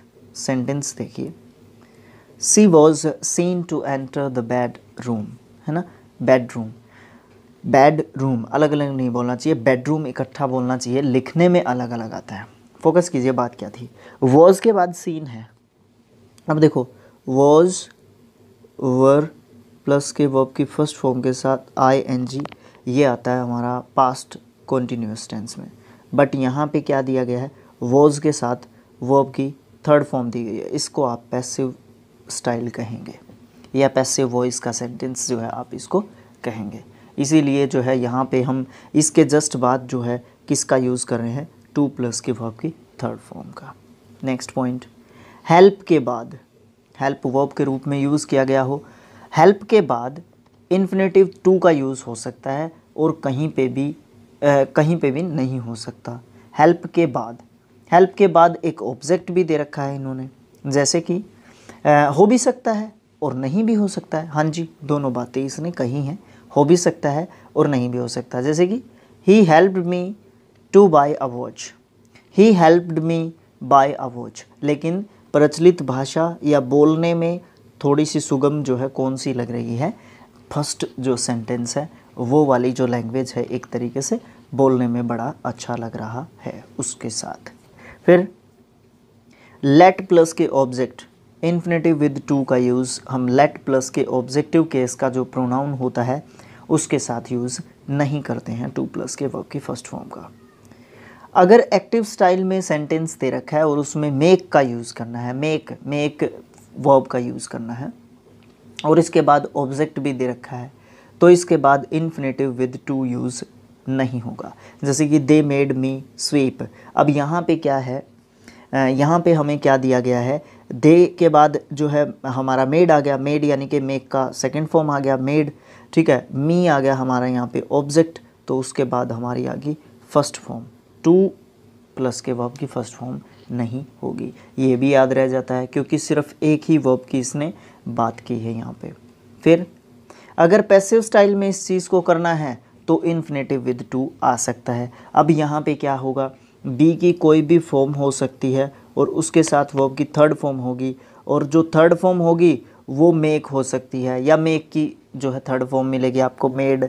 उसके बाद आप जो है टू प्लस के वर्ब की फर्स्ट फॉर्म का यूज़ कर सकते हैं। ये आसानी से जो है समझ में आने वाली बात भी थी। फिर बात करते हैं had better, had better, had sooner, had rather, would better, would rather, would sooner. इनके बाद इन्फिनेटिव विद टू को यूज़ नहीं करते हैं, लेकिन इनके बाद अगर देन आ जाता है तो देन के बाद भी हम इन्फिनेटिव विद टू का यूज़ नहीं करते हैं, क्योंकि कई बार क्या होता है, हम जो है ये जो बेटर है, सूनर है, रादर है, बेटर है, यहाँ पे भी रादर है, यहाँ पे सूनर, जो बेटर और सूनर हैं हमारे, उनको हम कंपैरेटिव डिग्री मान के उनके जगह पे या उनके साथ हम जो है क्या करते हैं, देन का यूज़ करते हैं। तो वहाँ पे भी हम जो है किसका यूज़ नहीं करते हैं, अपने टू प्लस के वर्ब की फर्स्ट फॉर्म का यूज़ नहीं करते हैं। कितना बाकी है, हो ही गया लगभग, 3-4 रूल्स और बाकी हैं। देखिए क्या है, दो इन्फिनेटिव्स हैं, एंड और एक्सेप्ट। हाँ जी, एक्सेप्ट ही है, एक्सपेक्ट नहीं है। बट, देन, एज और लाइक, इन सब से जुड़े हैं। लाइक भी जोड़ देता है, उसका आंसर है जी हाँ, कई बार जोड़ देता है। इन वर्ड्स के पहले इन्फिनेटिव विद टू को यूज़ करते हैं और इनके बाद इन्फिनेटिव विद टू को यूज़ नहीं करते हैं। इन वर्ड्स से पहले यूज़ कर सकते हैं आप इन्फिनेटिव विद टू को अगर ज़रूरत पड़ती है तो, नहीं तो हम इन्फिनेटिव विद टू को इनके बाद यूज़ नहीं करते हैं। ठीक है, he wants to come and talk to me. ठीक है, टॉक टू मी। अब देखो एंड है, एंड इनमें से एंड दे रखा है, इससे पहले हमने क्या किया है, टू कम का यूज़ किया है। अब आप ये कहेंगे कि पीछे भी दे रखा है ना, पीछे भी दे रखा है, जी हाँ दे रखा है, ये तो गलत बात है ना। He wants to come and to talk to me, जी हाँ, ये इसके जस्ट बाद नहीं दे सकते आप टू, वहाँ पे इस टू का कोई लेना, इस एंड का कोई लेना देना नहीं है, इसके जस्ट बाद जो है वर्ब का फर्स्ट फॉर्म जो है यहाँ पे दिया हुआ है। ठीक है, इस चीज़ का ध्यान रखना है। फिर हम बात करते हैं नेक्स्ट पॉइंट की, बट और एक्सेप्ट, इसके पहले डू, डज और डिड है, तो इन्फिनेटिव विद टू नहीं हो सकता, क्योंकि इनके बाद वर्ब की फर्स्ट फॉर्म ओनली होती है। ठीक है, इस चीज़ का ध्यान रखना है। फिर हम बात करते हैं बट और एक्सेप्ट के पहले डू डज और डिड को छोड़कर कोई और वर्ब आ जाती है तो इन्फिनेटिव विद टू लग सकता है। जैसे कि he wants nothing but to earn money, है ना। अब यहाँ पे बट के पहले जो है वॉन्ट आ गई, ठीक है, डू डज और डिड के अलावा, तो हमारा टू प्लस के वर्ब की फर्स्ट फॉर्म उस सेंटेंस में आप यूज़ कर सकते हैं। वाई और वाई नॉट जब हम प्रश्न पूछने के लिए या सजेशंस देने के लिए यूज़ करते हैं तो इस केस में वाई और वाई नॉट के बाद इन्फिनेटिव विद टू यूज़ नहीं करते हैं। वो ध्यान रखना है कि हम सजेशंस के लिए यूज़ कर रहे हैं या फिर हम किस रूप में यूज़ कर रहे हैं। फिर बात करते हैं कुछ इन्फिनेटिव्स को यूज़ करते हैं जॉइन करने के लिए सेंटेंसेस को। जैसे कि ही हैज़ सम बिल्स, दूसरा सेंटेंस है ही मस्ट पे देम। अब ये ही कौन है, ये ही एक ही पर्सन है, तो इसको हम टू प्लस के वर्ब की फर्स्ट फॉर्म के साथ जोड़ सकते हैं। इन सब को काट देंगे और यहाँ से हमारा वर्ब का फर्स्ट फॉर्म उठा लेंगे और उसके पहले हम टू लगा देंगे और पहले वाला सेंटेंस एज इट इज़ जो है यूज़ कर लेंगे। कई बार प्रेपोजिशंस को रख सकते हैं, ज़्यादा से ज़्यादा प्रेपोजिशंस को हम इस सिचुएशन में रख लेते हैं। आप सारे सेंटेंसेस को देख लीजिएगा। एक सेंटेंस और देख लेते हैं थोड़ा सा। She has 5 children, she must provide for them. She has 5 children, to provide क्या क्या फॉर, ठीक है। She must provide for them मतलब यहाँ पे जो है फॉर जो है इस प्रेपोजिशन को हमें रख के लेके आना पड़ेगा। ये फॉर जो है किसके लिए है, इन बच्चों के लिए है। यहाँ पे ये देम जो है किसके लिए है, इन बच्चों के लिए, तो इसलिए हमें यहाँ पे फॉर जो है रखना पड़ेगा। इस बात का भी हमें ध्यान रखना होगा। फिर हम बात करते हैं नेक्स्ट जो है यहाँ पे सेंटेंसेस दिए हुए हैं, आप इनको ध्यान से देखेंगे और फिर जो है डिसाइड करेंगे कि किस तरीके से टू प्लस के वर्ब की फर्स्ट फॉर्म जो है सेंटेंसेस को ज्वाइन कर देती है। इन्फिनेटिव्स को हम यूज़ करके क्लोज को किस प्रकार से रिप्लेस कर सकते हैं। इंडिया एक्सेप्ट्स नहीं, एक्सेप्ट्स नहीं है, एक्सपेक्ट्स है। इंडिया एक्सपेक्ट्स, एक्सपेक्ट का मतलब होता है अनुमान लगाना या उम्मीद लगाना। तो India aspects that every man will do his duty. India जो है उम्मीद करता है कि आप हर आदमी जो है अपनी जो ड्यूटी है उसको अच्छे तरीके से करेगा या ईमानदारी से जो है करता होगा या करेगा। India aspects every man, that को हमने हटा दिया, ठीक है, क्लोज को बंद कर दिया हमने, दैट क्लोज को हटा दिया, ठीक है। एवरी मैन टू डू, क्या टू डू, देखिए चेंज क्या किया है, टू डू हिज ड्यूटी। तो टू प्लस के वर्ब के फर्स्ट फॉर्म का यूज़ करके हम क्या कर सकते हैं, अपने जो है क्लोज को हटा सकते हैं, ठीक है, क्योंकि बीच में जब हमारे कनेक्टर्स यूज़ किए जाते हैं तो वो एक क्लोज का यानी कि सुबॉर्डिनेट क्लोज का एक तरीके से रूप ले लेता है। फिर बात करते हैं थर्ड पॉइंट की और ये लास्ट पॉइंट भी होगा आज के सेशन का। इन्फिनेटिव्स हैं उसको हम सेंटेंस के सब्जेक्ट के रूप में यूज़ कर रहे हैं, ये बात तीसरी बार आई है आज। तो इंट्रोडक्टरी सब्जेक्ट इट को यूज़ करके इसको सेंटेंस को हम जो है लिख सकते हैं, लेकिन सेंटेंस का जो सिस्टम है या स्ट्रक्चर है वो चेंज हो जाता है। कैसे? टू स्टील इज़ रॉन्ग, इसको कैसे चेंज किया, it is wrong to steal. अब देखो टू स्टील जो है सब्जेक्ट था यहाँ पे दूसरे वाले सेंटेंस में ये ऑब्जेक्ट का रूप ले लेता है, क्योंकि इंट्रोडक्टरी सब्जेक्ट बोलते हैं इट को। इट के द्वारा हम जो है इसको रिप्लेस कर रहे हैं, लेकिन उसको ऑब्जेक्ट के रूप में एज इट इज़ यूज़ करेंगे। एक बात तो ये।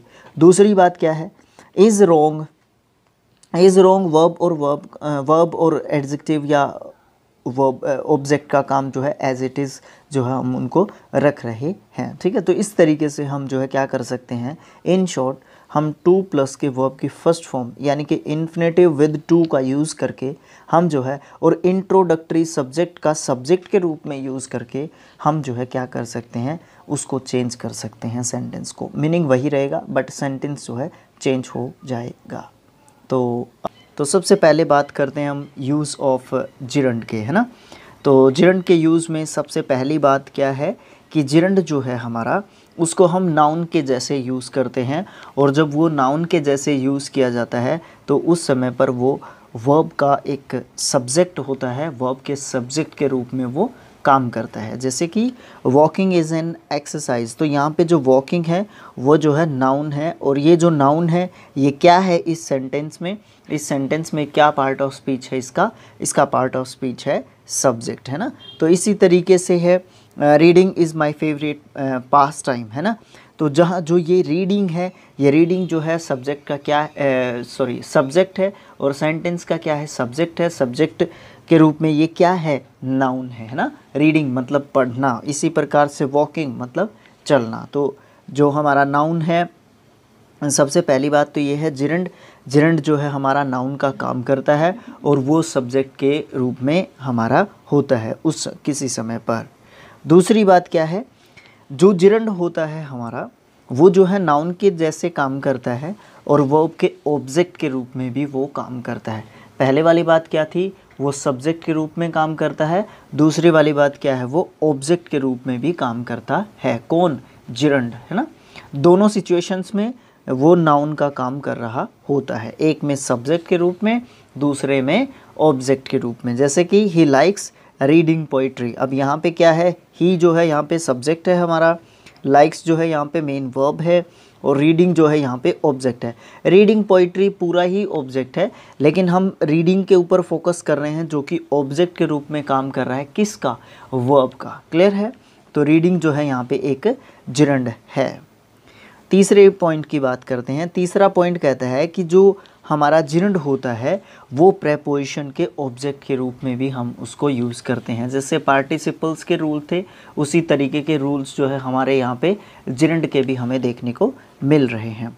सी इज़ फॉन्ड ऑफ स्विमिंग, अब यहाँ पे किसकी जो है स्विमिंग की जो है फॉन्ड, अब यह जैसे यहाँ पे देखा जाए तो ये ऑब्जेक्ट के रूप में काम कर रहा है, कौन, हमारा जिरंड, है ना।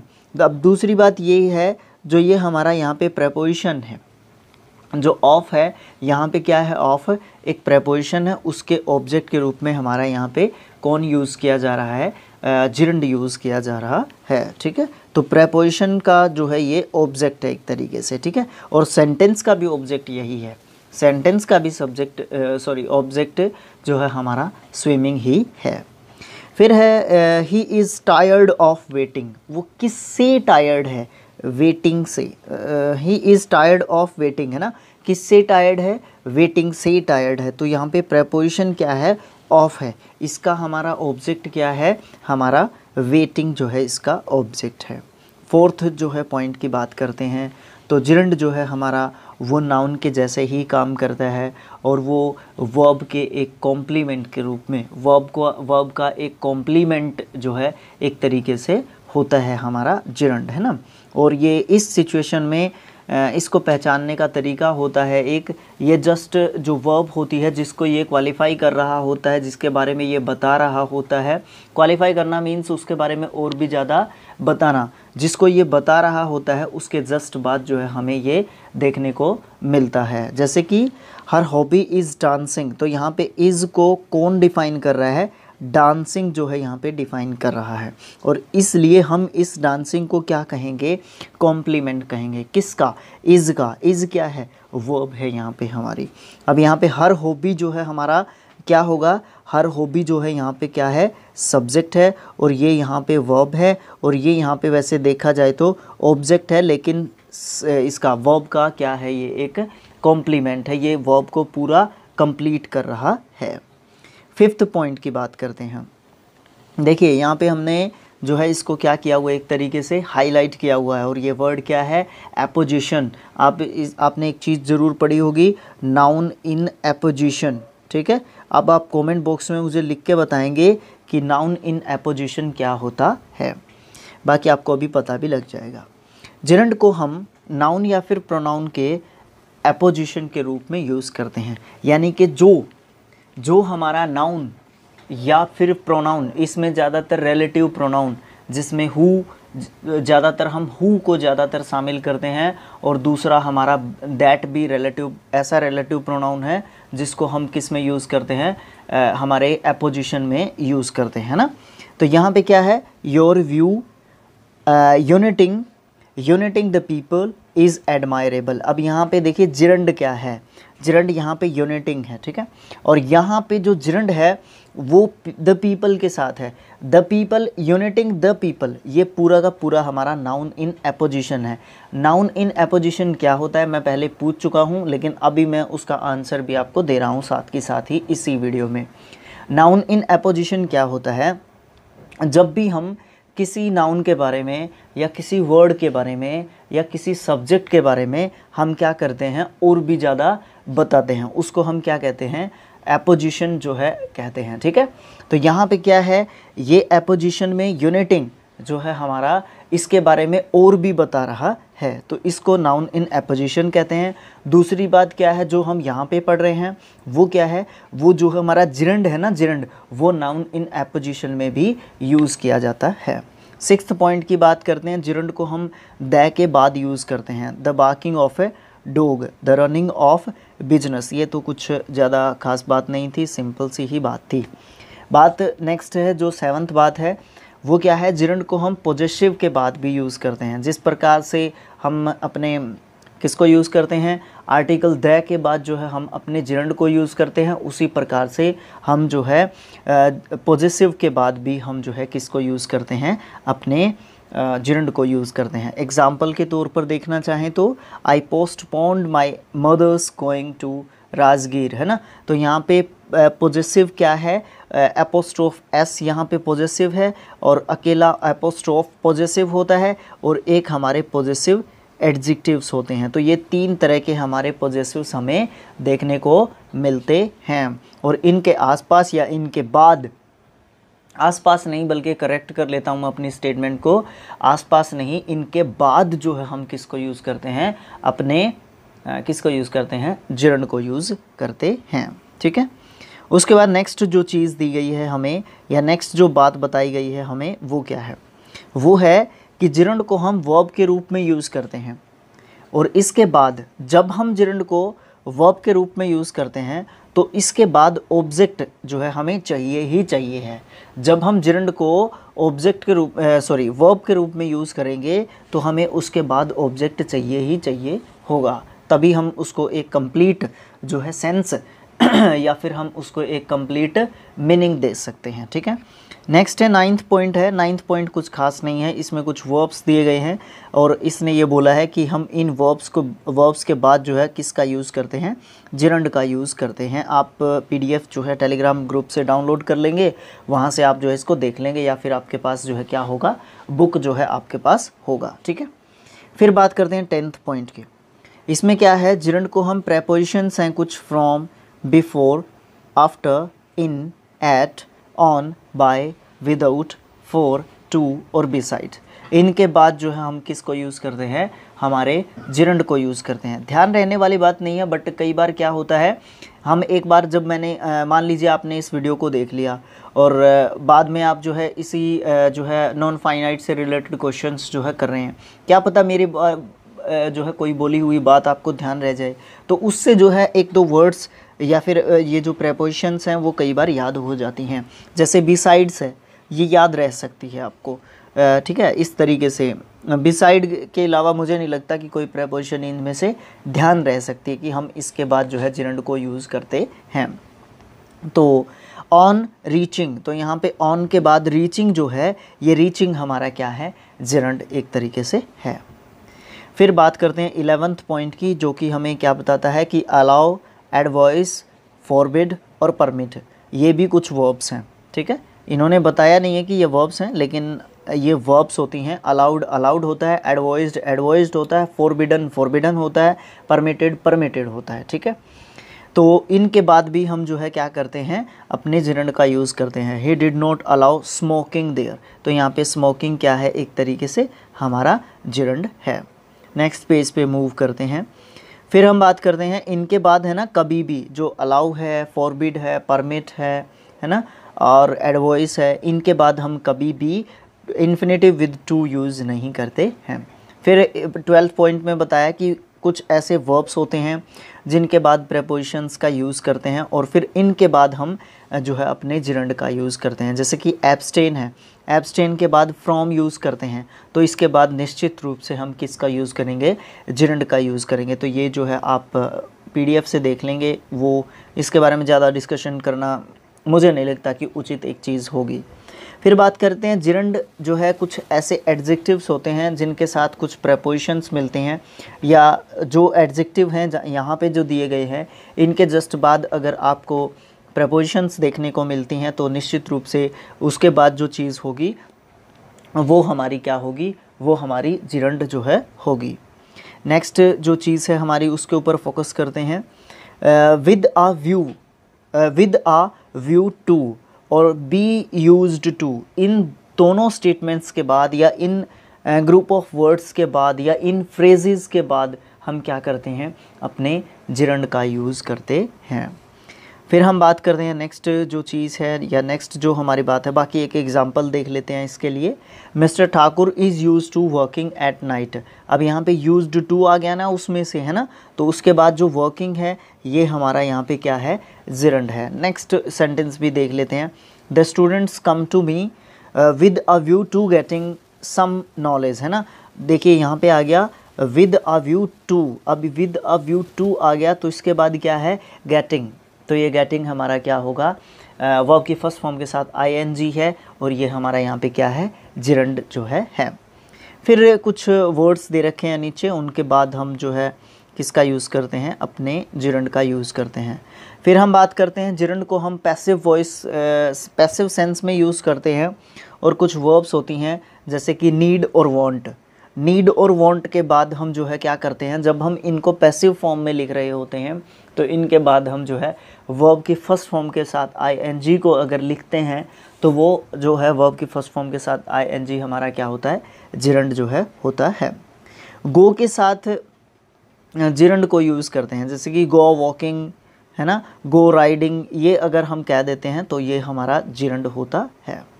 फिर हम बात करते हैं इन्फिनेटिव विद टू और जिरंड, दोनों में नाउन और वर्ब के गुण होते हैं। इन्फिनेटिव विद टू में भी और जिरंड में भी हमने देखा कि टू प्लस के वर्ब के फर्स्ट फॉर्म या बेयर इन्फिनेटिव को हम जो है सब्जेक्ट के रूप में यूज़ करते हुए देखते हैं, ठीक है, लेकिन जिरंड को ज़्यादा देखते हैं। लेकिन इसने कहा है कि दोनों नाउन और वर्ब दोनों का काम करते हैं, ये बात बिल्कुल सही है। फिर दूसरी बात है अतः डिफरेंट जो सेंटेंसेस होते हैं, अलग अलग जो सेंटेंसेस होते हैं उनमें हम एक दूसरे की जगह पे इनका यूज़ कर सकते हैं। समझ में आएगा सेंटेंस से कैसे, जैसे कि फर्स्ट सेंटेंस देखिए to walk is an exercise, दूसरा सेंटेंस देखिए वॉकिंग इज़ एन एक्सरसाइज। अब देखो टू वॉक भी जो है सब्जेक्ट के रूप में यूज़ किया जा रहा है और वॉकिंग भी जो है सब्जेक्ट के रूप में यूज़ किया जा रहा है। यहाँ पे ये सेंटेंस ही ऐसा है कि कोई भी लिख दो दोनों में से, टू वॉक लिख दो या वॉकिंग लिख दो, दोनों ही सही है। वॉकिंग लिख दिया तो हमने जिरंड फिल कर दिया, टू वॉक लिख दिया तो हमने क्या कर दिया, इन्फिनेटिव विद टू जो है हमने यूज़ कर दिया। तो कहने का मतलब क्या है कि हम इन्फिनेटिव विद टू और जिरंड दोनों को नाउन और वर्ब के रूप में यूज़ करते हैं। फिर दूसरी बात है, लेकिन इसी प्रकार के सेंटेंसेस हैं और इसी प्रकार के कुछ ऐसे सेंटेंसेस भी होते हैं जिनमें हम इन्फिनेटिव विद टू जो है उसको जिरंड के स्थान पर या जिरंड के स्थान पर इन्फिनेटिव विद टू या इन्फिनेटिव विद टू के स्थान पर हम जिरंड को यूज़ नहीं कर पाते हैं। कई बार ऐसी सिचुएशंस भी बनती है, लेकिन उस प्रकार की सिचुएशंस में वर्ब की फर्स्ट फॉर्म के साथ ing यानी कि इन शॉर्ट जिरंड जो है हमारा वो सही होता है, टू प्लस के वर्ब की फर्स्ट फॉर्म जो है सही नहीं होता है। इस प्रकार के क्वेश्चंस कॉमन एरर में ज़्यादा पूछे जाते हैं, हमेशा इस तरीके के क्वेश्चंस जो है कॉमन एरर में पूछे जाते हैं। फिर बात करते हैं नाउन और प्रोनाउन को हम जिरंड के पहले, अगर नाउन और प्रोनाउन जो है पॉजेसिव केस में होता है तो हम जो है क्या करते हैं, नाउन और प्रोनाउन के पहले हम जो है किसको यूज़ करते हैं, अपने जिरंड को जो है यूज़ करते हैं, या उस सेंटेंस में हमें जिरंड देखने को मिलता है। जैसे कि I was pleased at Mohan's going there. अब यहाँ पे मोहन्स एपोस्ट्रोफ आ गया, वैसे भी पॉजेसिव फॉर्म में जो है आ गया यहाँ पे, ठीक है। तो ये हम किसका यूज़ देख रहे हैं यहाँ पे, गोइंग, ये जो है जिरंड का यूज़ हम देख रहे हैं। कितना बाकी है, हो ही गया लगभग, ठीक है, एक पॉइंट और बाकी है बस। तो उसके बाद अगर इसी के बारे में ये दोबारा फिर से बताना जा रहा है, लेकिन जब नाउन से पहले अ लाइफलेस थिंग यानी कि एक जिस चीज़ के अंदर जीवन नहीं है, जो निर्जीव चीज़ है, जो निर्जीव वस्तु है, अगर उसका जिक्र किया गया हो नाउन से, जो है हमें ये पता चलता हो, जो भी नाउन यूज़ किया गया है, अगर हमें उससे ये पता चलता है कि वो लाइफलेस थिंग है या निर्जीव चीज़ है, तो हम क्या करते हैं, जिरंड के पहले नाउन के साथ एपोस्ट्रोफ या फिर एपोस्ट्रोफ एस जो है नहीं लिखते हैं। क्या नहीं लिखते हैं? एपोस्ट्रोफ या फिर एपोस्ट्रोफ एस जो है उसके साथ जो है नहीं लिखते हैं। फॉर एग्ज़ाम्पल क्या है, there is no danger of the wall falling down.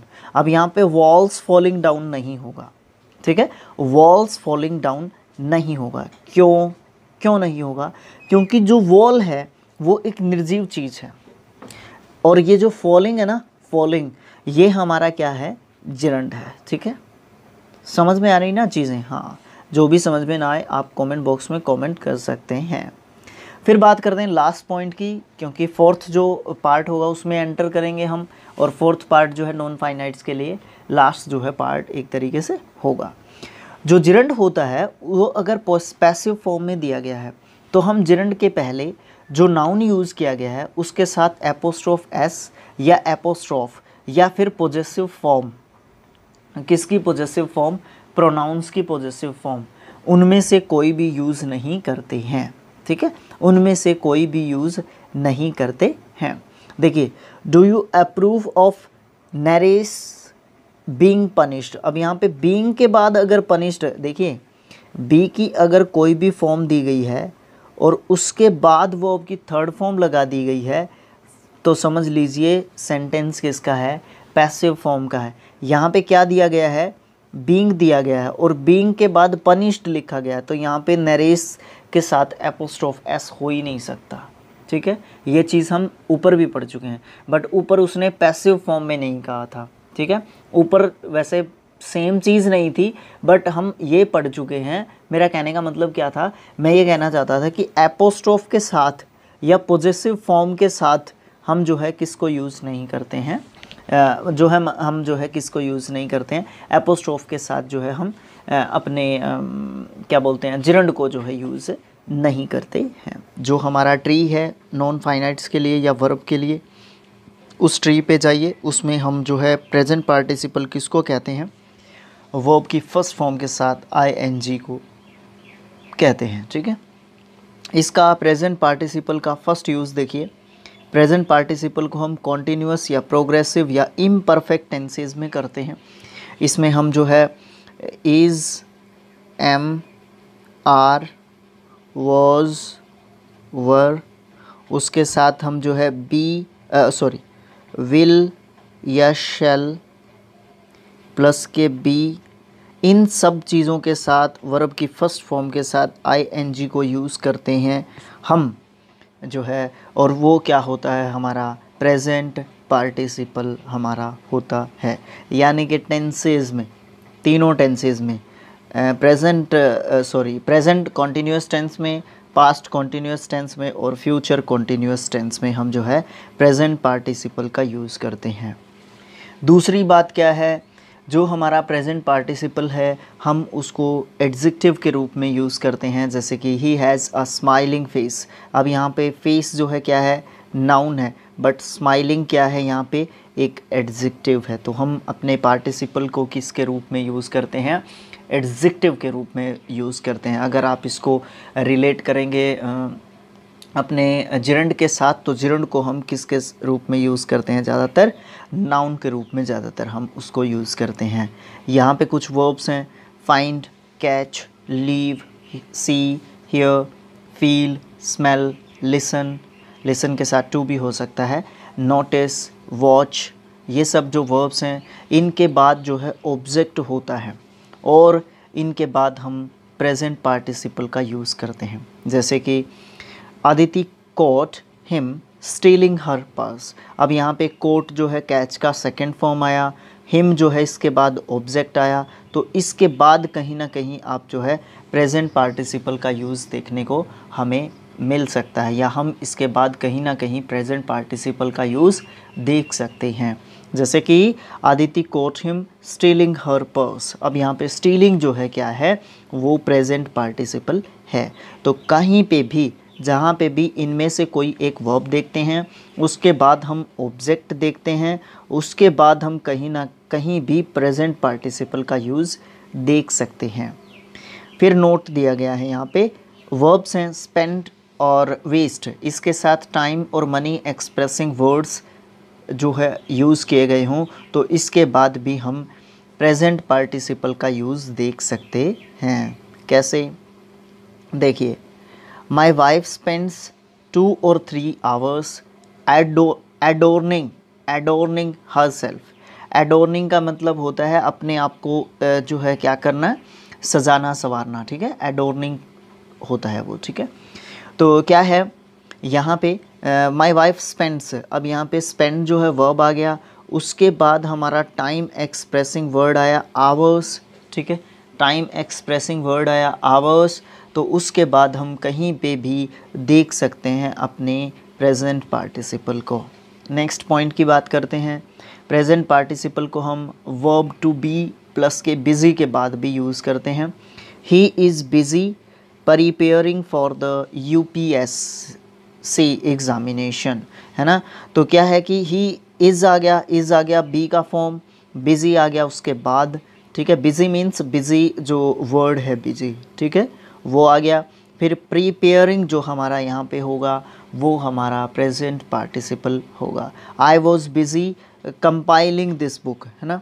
तो वॉज बी का फॉर्म आ गया, बिज़ी उसके बाद एक वर्ड आया, उसके बाद कंपाइलिंग जो है प्रेजेंट पार्टिसिपल यहाँ पे आया है। फिर से नोट की बात करते हैं, वर्ब टू बी आ जाए, उसके बाद बिज़ी आ जाए, उसके बाद इन्फिनेटिव विद टू का यूज़ कभी भी नहीं होता है। मतलब टू प्लस के वर्ब की फर्स्ट फॉर्म का यूज़ इस चीज़ के साथ कभी भी नहीं हो सकता, ठीक है। प्रेजेंट पार्टिसिपल को हम एज, सिंस, बिकॉज, इफ़, दो, ऑल दो, इसके बाद सब्जेक्ट, फिर वर्ब, इस चीज़ को रिप्लेस करने के लिए भी हम करते हैं। प्रेजेंट पार्टिसिपल को यूज़ करते हैं इस चीज़ को रिप्लेस करने के लिए। कैसे, as he knew that he would not be able to buy some food on his journey, he took large supplies with him। कहने का मतलब क्या है, हम यहाँ पे क्या चीज़ रिप्लेस कर सकते हैं, इनमें से कोई एक, इनमें से एक क्या है, एज। फिर हमारा आता है सब्जेक्ट, यहाँ पे सब्जेक्ट ही है। फिर आता है वर्ब, वर्ब यहाँ पे न्यू है, ठीक है। इसको रिप्लेस करते हैं किसी भी प्रेजेंट जो है पार्टिसिपल के साथ, ठीक है। तो प्रेजेंट पार्टिसिपल जाहिर सी बात है हमारे वर्ब का बनेगा। वर्ब के जो है हमारी न्यू है, इसकी जो फर्स्ट फॉर्म होती है वो नो होती है, और नो के साथ आईएनजी लगा देते हैं। तो देखिए, नोइंग दैट, बाकी का सारा सेंटेंस वही रहेगा। तो कहते क्या हैं, बात क्या है, हम अपने इनमें से कोई एक आ जाता है, फिर सब्जेक्ट और वर्ब आती है, इन तीनों चीज़ों को रिप्लेस कर देते हैं अपने प्रेजेंट पार्टिसिपल के द्वारा, ठीक है। ये सेंटेंसेस वही हैं, आप जो है देख सकते हैं इनको, ठीक है। ज़्यादातर हमें ये चीज़ें जो है अपने अभी भी सब्सक्राइबर्स घूम रहे हैं दिमाग में तो कई दिन से हो रहा था दिमाग में ये, जैसे ही 900 क्रॉस किया था चैनल ने, तो दिमाग में चल रहा था कि एटलीस्ट एक कंडीशन यूट्यूब की कंप्लीट कर देते हैं, बाकी तो हमारे साथी, हमारे दोस्त जो है हमारे साथ ही हैं। तो आपने अच्छा जो है साथ निभाया, और जो है आपसे रिक्वेस्ट रहेगी कि आप लोग हमारा साथ ऐसे ही निभाते रहें, किस में, व्यूज़ लेके आने में भी, ताकि आप जो भी प्रॉब्लम आपको लगती है आप कमेंट बॉक्स में ज़रूर से लिखें, तो हम उस चीज़ को इम्प्रूव करने की ज़रूर से कोशिश करेंगे अपनी तरफ से, ठीक है। जितने भी हमारे पास अवेलेबल रिसोर्सेज हैं उनको यूज़ करके हम करेंगे, यूज़ करके उनको सभी को अपनी तरफ से बेस्ट देने का, ठीक है। तो नेक्स्ट रूल देखिए, प्रेजेंट पार्टिसिपल को हम रिलेटिव प्रोनाउन, उसके बाद वर्ब दी गई हो तो हम उसको भी रिप्लेस कर सकते हैं, किसके द्वारा, प्रेजेंट पार्टिसिपल के द्वारा। जैसे कि पीपल हु विश, या फिर विश्ड हो to visit the caves, people who wish to visit the केव।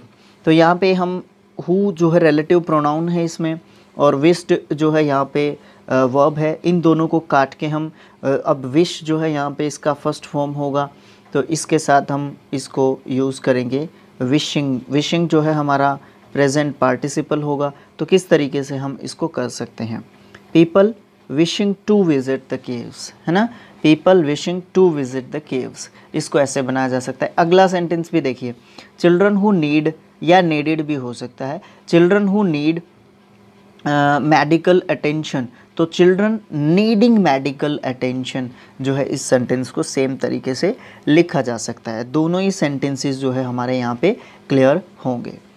जब एक ही सब्जेक्ट के द्वारा हम दो काम या दो कार्य एक साथ करते हैं या एक काम दूसरे काम के तुरंत बाद किया जाता है, तब हम सेंटेंस में जो पहले काम हुआ है उसके लिए प्रेजेंट पार्टिसिपल का यूज़ करते हैं।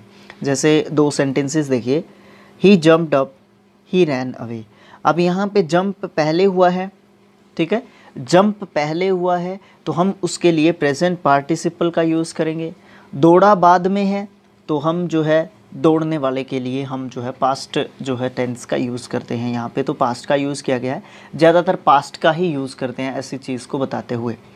जंपिंग अप, ही रैन अवे, यहाँ पे आप इसके साथ कंफ्यूज हो सकते हैं जिरंड के साथ, क्योंकि जिरंड जो है ज़्यादातर हमारा सब्जेक्ट का काम करता है। यहाँ पे ये सब्जेक्ट का काम भी कर रहा है, लेकिन जंपिंग अप अगर इसके साथ लिखा हुआ है तो आप इसको एक फ्रेजल वर्ब भी यहाँ पे कह सकते हैं, कूदते हुए, ठीक है, या पार करते हुए, ठीक है, कहीं पे भी जंप करते हुए, किसी भी चीज़ को क्रॉस करते हुए आप ये भी कह सकते हैं। लेकिन यहाँ पे सब्जेक्ट हमारा मेन ही है, ठीक है, ही सब्जेक्ट है यहाँ पे हमारा मेन, ठीक है। उसके बाद हम बात करते हैं 8th पॉइंट की। दो काम हुए हैं तो दोनों कामों में से कोई भी एक काम के लिए पार्टिसिपल जो है यूज़ किया जा सकता है, प्रेजेंट पार्टिसिपल यूज़ किया जा सकता है। She was in her study room, she was doing some homework, ये दो अलग अलग सेंटेंसेस हैं। इनको इस तरीके से कंबाइन किया जा सकता है एक काम के साथ दूसरा काम, कि वो अपने स्टडी रूम में थी और वो जो है कुछ काम कर रही थी वहाँ पे अपने स्टडी रूम में। She was in her study room doing some homework, यहाँ पे डूइंग के साथ एक तो हमने इसको कनेक्ट कर दिया, दूसरी बात यहाँ पे ये क्या है, प्रेजेंट पार्टिसिपल के रूप में डूइंग जो है यूज़ किया गया है। सी और वाज की यहाँ पे कोई ज़रूरत नहीं है, ठीक है, क्योंकि सी वॉज यही है लड़की, इसी की बात की जा रही है। फिर से दो एक्शंस के बारे में बात की गई है। किसी भी सेंटेंस में दो एक्शंस की बात की गई है और दूसरा जो एक्शन है पहले एक्शन का पार्ट या फिर रिजल्ट है, तो दूसरे एक्शन के लिए प्रेजेंट पार्टिसिपल का यूज़ किया जाता है, ठीक है। पहले वाले पॉइंट में क्या था, पहले वाले पॉइंट में था कि दो एक्शंस हैं, ठीक है, दो एक्शंस हैं, उसमें ये नहीं बताया गया कि एक एक्शन का दूसरे एक्शन के साथ क्या रिलेशन है, ठीक है। वहाँ पे हम जो है पहले पार्ट में जो है यूज़ करते हैं, या जो पहले काम हुआ है उसके लिए हम क्या करते हैं, हमारे प्रेजेंट पार्टिसिपल का यूज़ करते हैं। लेकिन यहाँ पे हम क्या करते हैं, यहाँ पे पीछे भी हो सकता है और पहले भी हो सकता है, किसका यूज़, प्रेजेंट पार्टिसिपल का। मीन्स ये है कि दो काम हुए हैं और दोनों कामों में जो एक काम है वो दूसरे काम के ऊपर डिपेंड करता है, या फिर पहला काम का रिजल्ट है दूसरा काम, तो हम क्या करते हैं, जो दूसरा काम होता है उसके लिए हम क्या करते हैं, अपने प्रेजेंट पार्टिसिपल का यूज़ करते हैं। यानी कि जो पहला रूल था उसमें सेंटेंस के पहले पोर्शन में वर्ब प्लस के फर्स्ट फॉर्म के साथ आईएनजी यानी कि प्रेजेंट पार्टिसिपल का यूज़ करते हैं, लेकिन इस वाले रूल में सेंटेंस के सेकंड वर्ब के लिए हम जो है सेम चीज़ का यूज़ करते हैं। For example, he fired wounding one of the bandits होते हैं डाकू वगैरह चोरी करके जो भागे हों, वैसे बैंडिट का एग्जैक्ट मीनिंग डाकू ही होता है। तो क्या है, उसने फायर किया और उस फायर करने का रिजल्ट क्या निकला, वाउंड हुआ, ठीक है। तो ये क्या है, ये रिजल्ट है यहाँ पे, अरे ऐसे मत हुआ करो, ये रिजल्ट है यहाँ पे, ठीक है। तो रिजल्ट के लिए हम किसका यूज़ कर रहे हैं, प्रेजेंट पार्टिसिपल का यूज़ कर रहे हैं। 10th पॉइंट की बात करते हैं। 10th पॉइंट में प्रेजेंट पार्टिसिपल को हम वैन या फिर वॉइल के साथ यूज़ करते हैं, और यहाँ पे वैन या वॉइल के साथ आप देखते हैं कि अपने जो पास्ट जो टेंस होता है हमारा, है ना, past specially past continuous tense में हम जो है इस तरीके का यूज़ भी देखते हैं वैन और वॉइल के साथ। लेकिन वैन और वॉइल के साथ अकेला पार्टिसिपल यूज़ होता है without the form of be की फॉर्म्स के बिना, वॉज वर्क के बिना, मैं ये कहने की कोशिश कर रहा था यहाँ पे। जैसे कि Aditya saw a deer while walking in the zoo. अब यहाँ पे जो है क्या मतलब है इसका, व्हाइल वॉकिंग विद जू, ये मतलब जब वो जू में चल रहा था। While he was walking in the जू, इसका कहने का मतलब ये है कि जब भी वो वॉकिंग कर रहा था जू के अंदर, उसने क्या देखा था वहाँ पे, एक डियर जो है वहाँ पे देखा था। कहाँ पे, जू में, ठीक है। उसके बाद 11th पॉइंट की बात करते हैं, और उसके बाद हम जो है पास्ट पार्टिसिपल की बात करेंगे। तो कॉन्टिन्यूड एक्शन यानी कि कोई भी काम जारी है, कॉन्टिन्यूड एक्शन उसको बोलते हैं जब भी कोई काम जारी है, ठीक है। तो उसके लिए या उसके दौरान कोई भी एक्शन या कोई भी काम हुआ है और तो उसको हम कॉन्टिन्यूड एक्शन कहते हैं। उसके लिए हम प्रेजेंट पार्टिसिपल को यूज़ करते हैं। जैसे कि the children fainted sitting in the sun. Fainted का मतलब धीरे धीरे मध्यम पड़ना, थोड़ी सी शक्ति क्षीण होना, ये सब मतलब आप फेंट के कह सकते हैं। Ramu burst into tears telling the story of his father's death, है ना। ब्रस्ट इनटू ऐसे एक फ्रेजल वर्ब जो है हमारा यहाँ पे होता है। ब्रस्ट इनटू मतलब आंखों से आंसू जो है छलक पड़ना या रो पड़ना या नम हो जाना आंखें, ये सब मतलब हम जो है कह सकते हैं, है ना। तो Ramu burst into tears telling the story of his father's death, है ना। तो यहाँ पे क्या है, कोई भी कॉन्टिन्यूड एक्शन है, उसके दौरान कोई चीज़ होती है ना। कॉन्टिन्यूड एक्शन का मतलब क्या है कि उसके फादर की डेथ की जो स्टोरी थी ना वो बता रहा था वो, ठीक है। तो उसके दौरान ही क्या हो गया, टीयर्स जो है उसके निकल आए, मतलब आंसू छलक गए उसकी आंखों से, आंखें नम हो गई थी उसकी। तो वो क्या कर रहा था, आंखें नम हो गई थी स्टोरी बताते समय। तो ये जो टेलिंग है ये हमारा प्रेजेंट पार्टिसिपल यहाँ पे है। बात करते हैं पास्ट पार्टिसिपल की। तो पास्ट पार्टिसिपल में हमारा जो है क्या है, पास्ट पार्टिसिपल जो है हमारा एक तरीके से एडजेक्टिव का काम करता है। ये भी का मतलब क्या है कि वर्ब की फर्स्ट फॉर्म के साथ ing भी जो है एक तरीके से हमारा पास्ट पार्टिसिपल एडजेक्टिव का काम करता है। तो देखिए ये ज़्यादातर वर्ब की थर्ड फॉर्म को हम कहते हैं। और जैसे कि अ बर्न्ड चाइल्ड, अब यहाँ पे चाइल्ड जो है नाउन है, तो ये बर्न्ड जो है किसका काम कर रहा है, अकेला देखो थर्ड फॉर्म यूज़ कर रखा है ना। तो ये क्या है, एक एडजेक्टिव के रूप में काम कर रहा है, तो आप इसको पास्ट जो है पार्टिसिपल कहोगे। सेकेंड पॉइंट है पास्ट पार्टिसिपल प्रेजेंट, पास्ट और फ्यूचर के परफेक्ट टेंसेस बनाने में जो है यूज़ किए जाते हैं, थर्ड फॉर्म को यूज़ करना। उसके बाद नेक्स्ट पॉइंट है पास्ट पार्टिसिपल को हम परफेक्ट पार्टिसिपल बनाने में यूज़ करते हैं। देखिए पास्ट पार्टिसिपल होता है वर्ब का third form only, perfect participle होता है हैविंग के बाद वर्ब की थर्ड फॉर्म लगाना। क्लियर है, समझ रहे हैं ना आप चीज़ को। अगर हम बात करते हैं पास्ट पार्टिसिपल की, तो हम बात कर रहे हैं वर्ब के थर्ड फॉर्म की, ठीक है, या सेकंड फॉर्म की।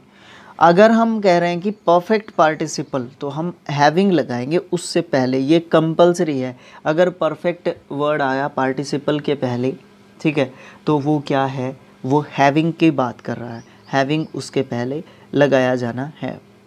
फिर पास्ट पार्टिसिपल से परफेक्ट इन्फिनेटिव भी बनाया जा सकता है। परफेक्ट इन्फिनेटिव किसको कहते हैं, देखो पास्ट पार्टिसिपल तो वही थर्ड फॉर्म कह लीजिए आप है, ठीक है। पास्ट पार्टिसिपल क्या है, हमारी थर्ड फॉर्म है, थर्ड फॉर्म ही कहिए आप, सेकंड फॉर्म नहीं कहिए, पास्ट पार्टिसिपल थर्ड फॉर्म ही होता है। तो क्या करेंगे आप, पास्ट पार्टिसिपल से हम टू प्लस के हैव, ये तो हो गया इन्फिनेटिव, क्योंकि हैव जो है वर्ब का फर्स्ट फॉर्म होता है, हैव, हैड, हैड, ठीक है। टू प्लस के हैव, और हैव के बाद हम जो है अगर थर्ड फॉर्म का यूज़ कर रहे हैं, टू हैव और थर्ड फॉर्म का यूज़ कर रहे हैं, इसको परफेक्ट इन्फिनेटिव बोलते हैं। सबसे पहले तो इसका नाम जान लीजिए, इसको हम परफेक्ट इन्फिनेटिव बोलते हैं। एग्जाम्पल भी ज़रूर होना चाहिए इसका। She is placed to have met her there. अब यहाँ पे टू हैव मेट लिखा हुआ है, ये यहाँ पे क्या है, परफेक्ट इन्फिनेटिव है, ठीक है, परफेक्ट इन्फिनेटिव है। बात करते हैं नेक्स्ट पॉइंट की। जो पास्ट पार्टिसिपल है उसको पैसिव स्टाइल के सेंटेंस में कैसे लिखते हैं? A tiger was killed by him, है ना, तो उसको ऐसे लिखते हैं। ये तो सिंपल सी बात है, वॉइसेस में भी हम इसको देखते हैं। पास्ट पार्टिसिपल को सब्जेक्ट प्लस के वर्ब को रिप्लेस करने के लिए हम यूज़ करते हैं, जैसे कि the principal satisfied with her performance, he promoted her. अब यहाँ पे satisfied with her performance, satisfied with her performance, the principal promoted her. देखिए क्या डिफरेंस है दोनों सेंटेंसेस में। यहाँ से हमने द प्रिंसिपल को हटाया और हमने परफॉर्मेंस के बाद जो कोमा था वहाँ पे हमने द प्रिंसिपल को रख दिया। उसके बाद ही के साथ ही को हमने क्या कर दिया, ख़त्म कर दिया, क्योंकि ये ही जो है हमारे प्रिंसिपल सर के लिए ही आया हुआ है। तो हम क्या करते हैं, पास्ट पार्टिसिपल को सब्जेक्ट प्लस के वर्ब को रिप्लेस करने के लिए यूज़ करते हैं, और जो भी प्रोनाउन वहाँ पे यूज़ किया गया हो उसके लिए हम यूज़ करते हैं, ठीक है।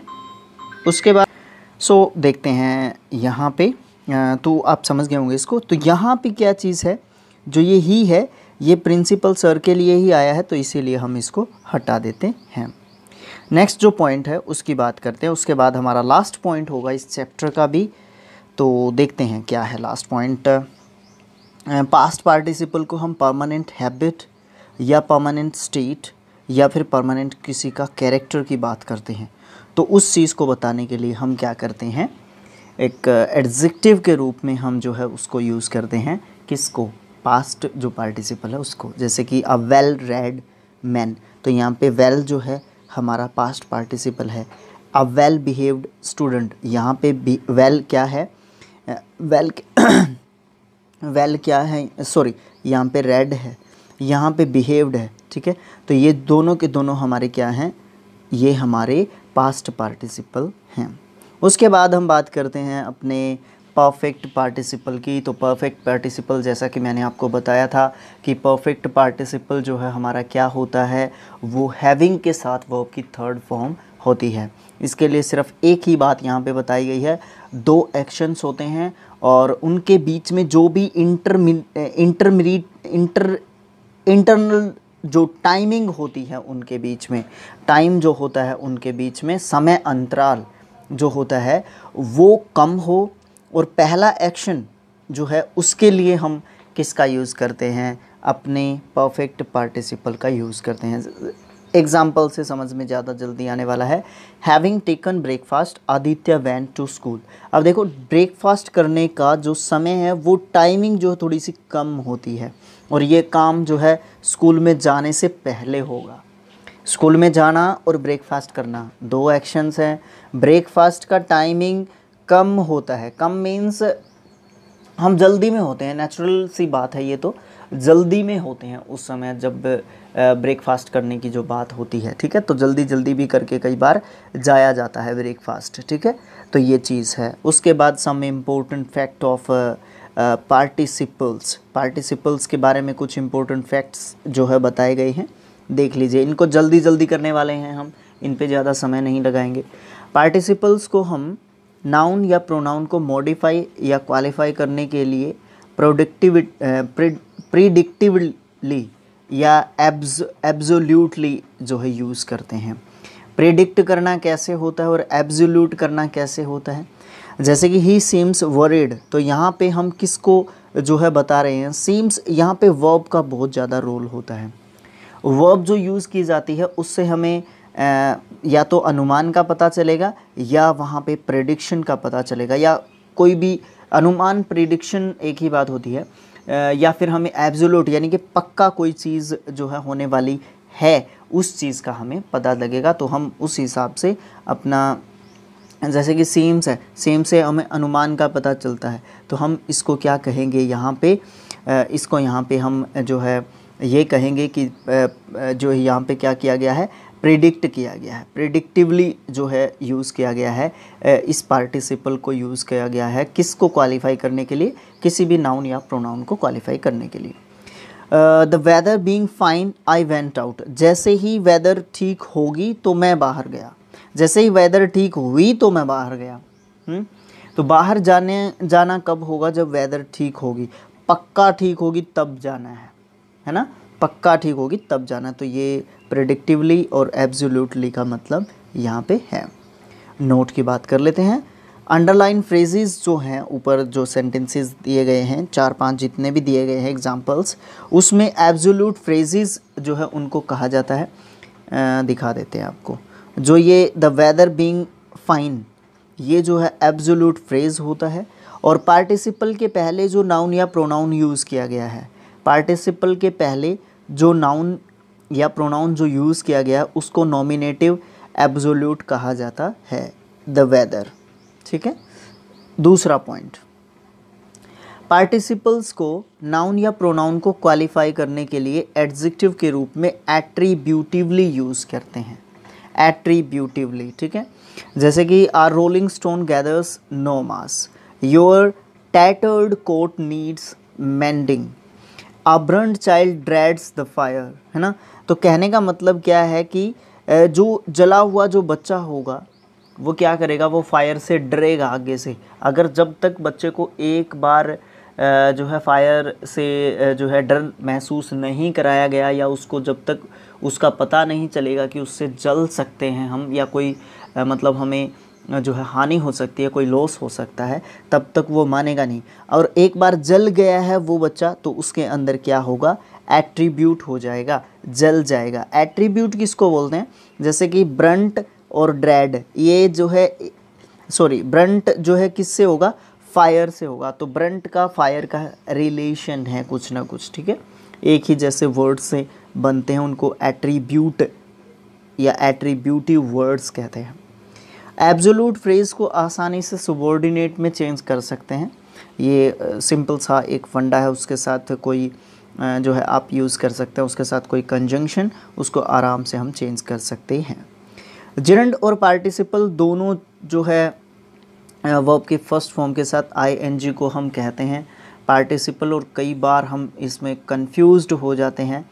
तो सेंटेंस में हम किस तरीके से पहचानें कि ये जिरंड है या पास्ट प्रेजेंट पार्टिसिपल है ना, क्योंकि दोनों वर्ब की फर्स्ट फॉर्म के साथ आईएनजी होते हैं। तो उसके लिए पहली बात तो ये है कि जो वर्ब की फर्स्ट फॉर्म के साथ आईएनजी जो नाउन के रूप में हमें दिखता है वो हमारा जिरंड होता है, और जो हमें एडजेक्टिव के रूप में दिखता है वो हमारा प्रेजेंट पार्टिसिपल होता है। सबसे आसान और सबसे इम्पोर्टेंट जो है ये पॉइंट एक तरीके से है। पार्टिसिपल्स को जब हम यूज़ करते हैं तो दो सेंटेंसेस को जॉइन कर सकते हैं या कंबाइन कर सकते हैं। तो वो हम कैसे कर सकते हैं, 1 2 3 4 5 टाइप्स यहाँ पे दिए गए हैं, आप उनको रीड करके देख लेना और फिर मुझे बता देना। ठीक है। फिर हम बात करते हैं 6th पॉइंट की। वो क्या कहता है, पास्ट पार्टिसिपल को हम यूज़ करके किसी भी सेंटेंस को इस तरीके से रीराइट कर सकते हैं। एक सेंटेंस पढ़ को दिखा देते हैं आपको। The letter was written in a very bad hand writing and was difficult to read. The letter written, यहाँ पे वॉज गया, ठीक है। द लेटर, उसके बाद कोमा लगाया, वॉज रिटन, यहाँ पे बीइंग लगाया गया है या दिखाया गया है, तो आप इसको पैसिव स्टाइल में आप इसको गिन सकते हैं सेंटेंस को। In a very bad hand writing, in a very bad hand writing, उसके बाद कोमा लगाया और फिर एंड भी ख़त्म कर दिया, वॉज डिफ़िकल्ट टू रेड। ठीक है। तो इस तरीके से हम यूज़ कर सकते हैं पास्ट पार्टिसिपल्स को अपने सेंटेंसेस को कंबाइन करने के लिए। फिर कुछ एरर्स करते हैं हम अपने जो पार्टिसिपल्स होते हैं उनको यूज़ करने में। पार्टिसिपल्स एक वर्ब जो है एडजेक्टिव है, मतलब ऐसा एडजेक्टिव होता है जो कि वर्ब से बनता है। उन एडजेक्टिव्स को हम वर्ब एडजेक्टिव्स कहते हैं। ठीक है। तो पार्टिसिपल वो एडजेक्टिव होता है, उसको सेंटेंस में नाउन या प्रोनाउन के लिए जो है हम रखते हैं, जिसको वो मॉडिफाई करता है। जैसे कि walking through the park the sun was very hot, ये सेंटेंस जो है एक तरीके से जो है गलत हो जाता है। क्या हो जाता है गलत? क्योंकि देखिए walking through the park, park के अंदर चलते हुए, the sun was very hot, sun जो है वेरी हॉट था। अब यहाँ पे सन पार्क में थोड़ी ना चल रहा है ना। इस चीज़ को ऐसे लिखा जाना चाहिए, walking through the park I found the sun was very hot. I मैं चल रहा था पार्क में और सन जो है बहुत ज़्यादा हॉट था। लेकिन इस तरीके की चीज़ें कॉमन एरर में बहुत ज़बरदस्त तरीके से पूछी जाती हैं, ठीक है। ये एरर बताया है इन्होंने एक तरीके से। उसके बाद हम बात करते हैं दूसरे पॉइंट की। कुछ यहाँ पे वर्ड्स दे रखे हैं या वर्ब्स दे रखे हैं या पार्टिसिपल्स दे रखे हैं, ठीक है। जैसे supposing, considering, regarding, concerning, touching, speaking, owing to, referring, allowing, granting, judging etcetera. ऐसे पार्टिसिपल्स हैं जो सब्जेक्ट से बिल्कुल डिफरेंट होते हैं या इंडिपेंडेंटली इनको यूज़ किया जाता है, बिल्कुल इंडिपेंडेंट होते हैं, स्वतंत्र होते हैं। यानी कि इन पार्टिसिपल्स को हम जब यूज़ करते हैं तो नाउन या प्रोनाउन के बिना हम यूज़ करते हैं। ये सब जो पार्टिसिपल्स ऊपर दिए गए हैं, जब इन पार्टिसिपल्स को यूज़ करते हैं, नाउन या प्रोनाउन के बिना इनको यूज़ करते हैं, तो इन पार्टिसिपल्स को हम क्या कहते हैं? Impersonal absolute. क्या कहते हैं इनको? इम्पर्सनल एब्सोल्यूट जो है इनको कहते हैं। जैसे कि कंसिडरिंग हिज एबिलिटीज़, अब यहाँ पे ये नाउन का काम कर रहा है, ठीक है। तो ये पार्टिसिपल भी है और नाउन का काम भी कर रहा है, क्योंकि ये नाउन की जगह पे काम करता है। लेकिन पार्टिसिपल किसका काम करता है? ज़्यादातर एडजेक्टिव का। बट यहाँ पे आप इसको जेरेंड नहीं कहेंगे, बस ये बात ध्यान रखने योग्य है, क्योंकि गिनती के तो हमारे पार्टिसिपल्स हैं, ठीक है। तो यहाँ पर जो पार्टिसिपल जिस नाउन या प्रोनाउन को रेफ़र करना चाहता है वो इनडिफाइनेट है, यानी कि अनिश्चित या असीमित है, जिसका उल्लेख करना, जिसके बारे में बताना ज़रूरी नहीं है। एग्जाम्पल के द्वारा अच्छे तरीके से समझ में आएगा। Considering his abilities he should have done better, उसकी एबिलिटीज़ को असीमित है, उसकी एबिलिटीज़, ये कह सकते हैं आप, ठीक है। कोई भी और ले लीजिए। Assuming that she is guilty what is the punishment, तो उसकी जो गिल्टी है, गिल्टी का क्या मतलब, क्या मेज़रमेंट रखें हम उसकी गलती का, है ना।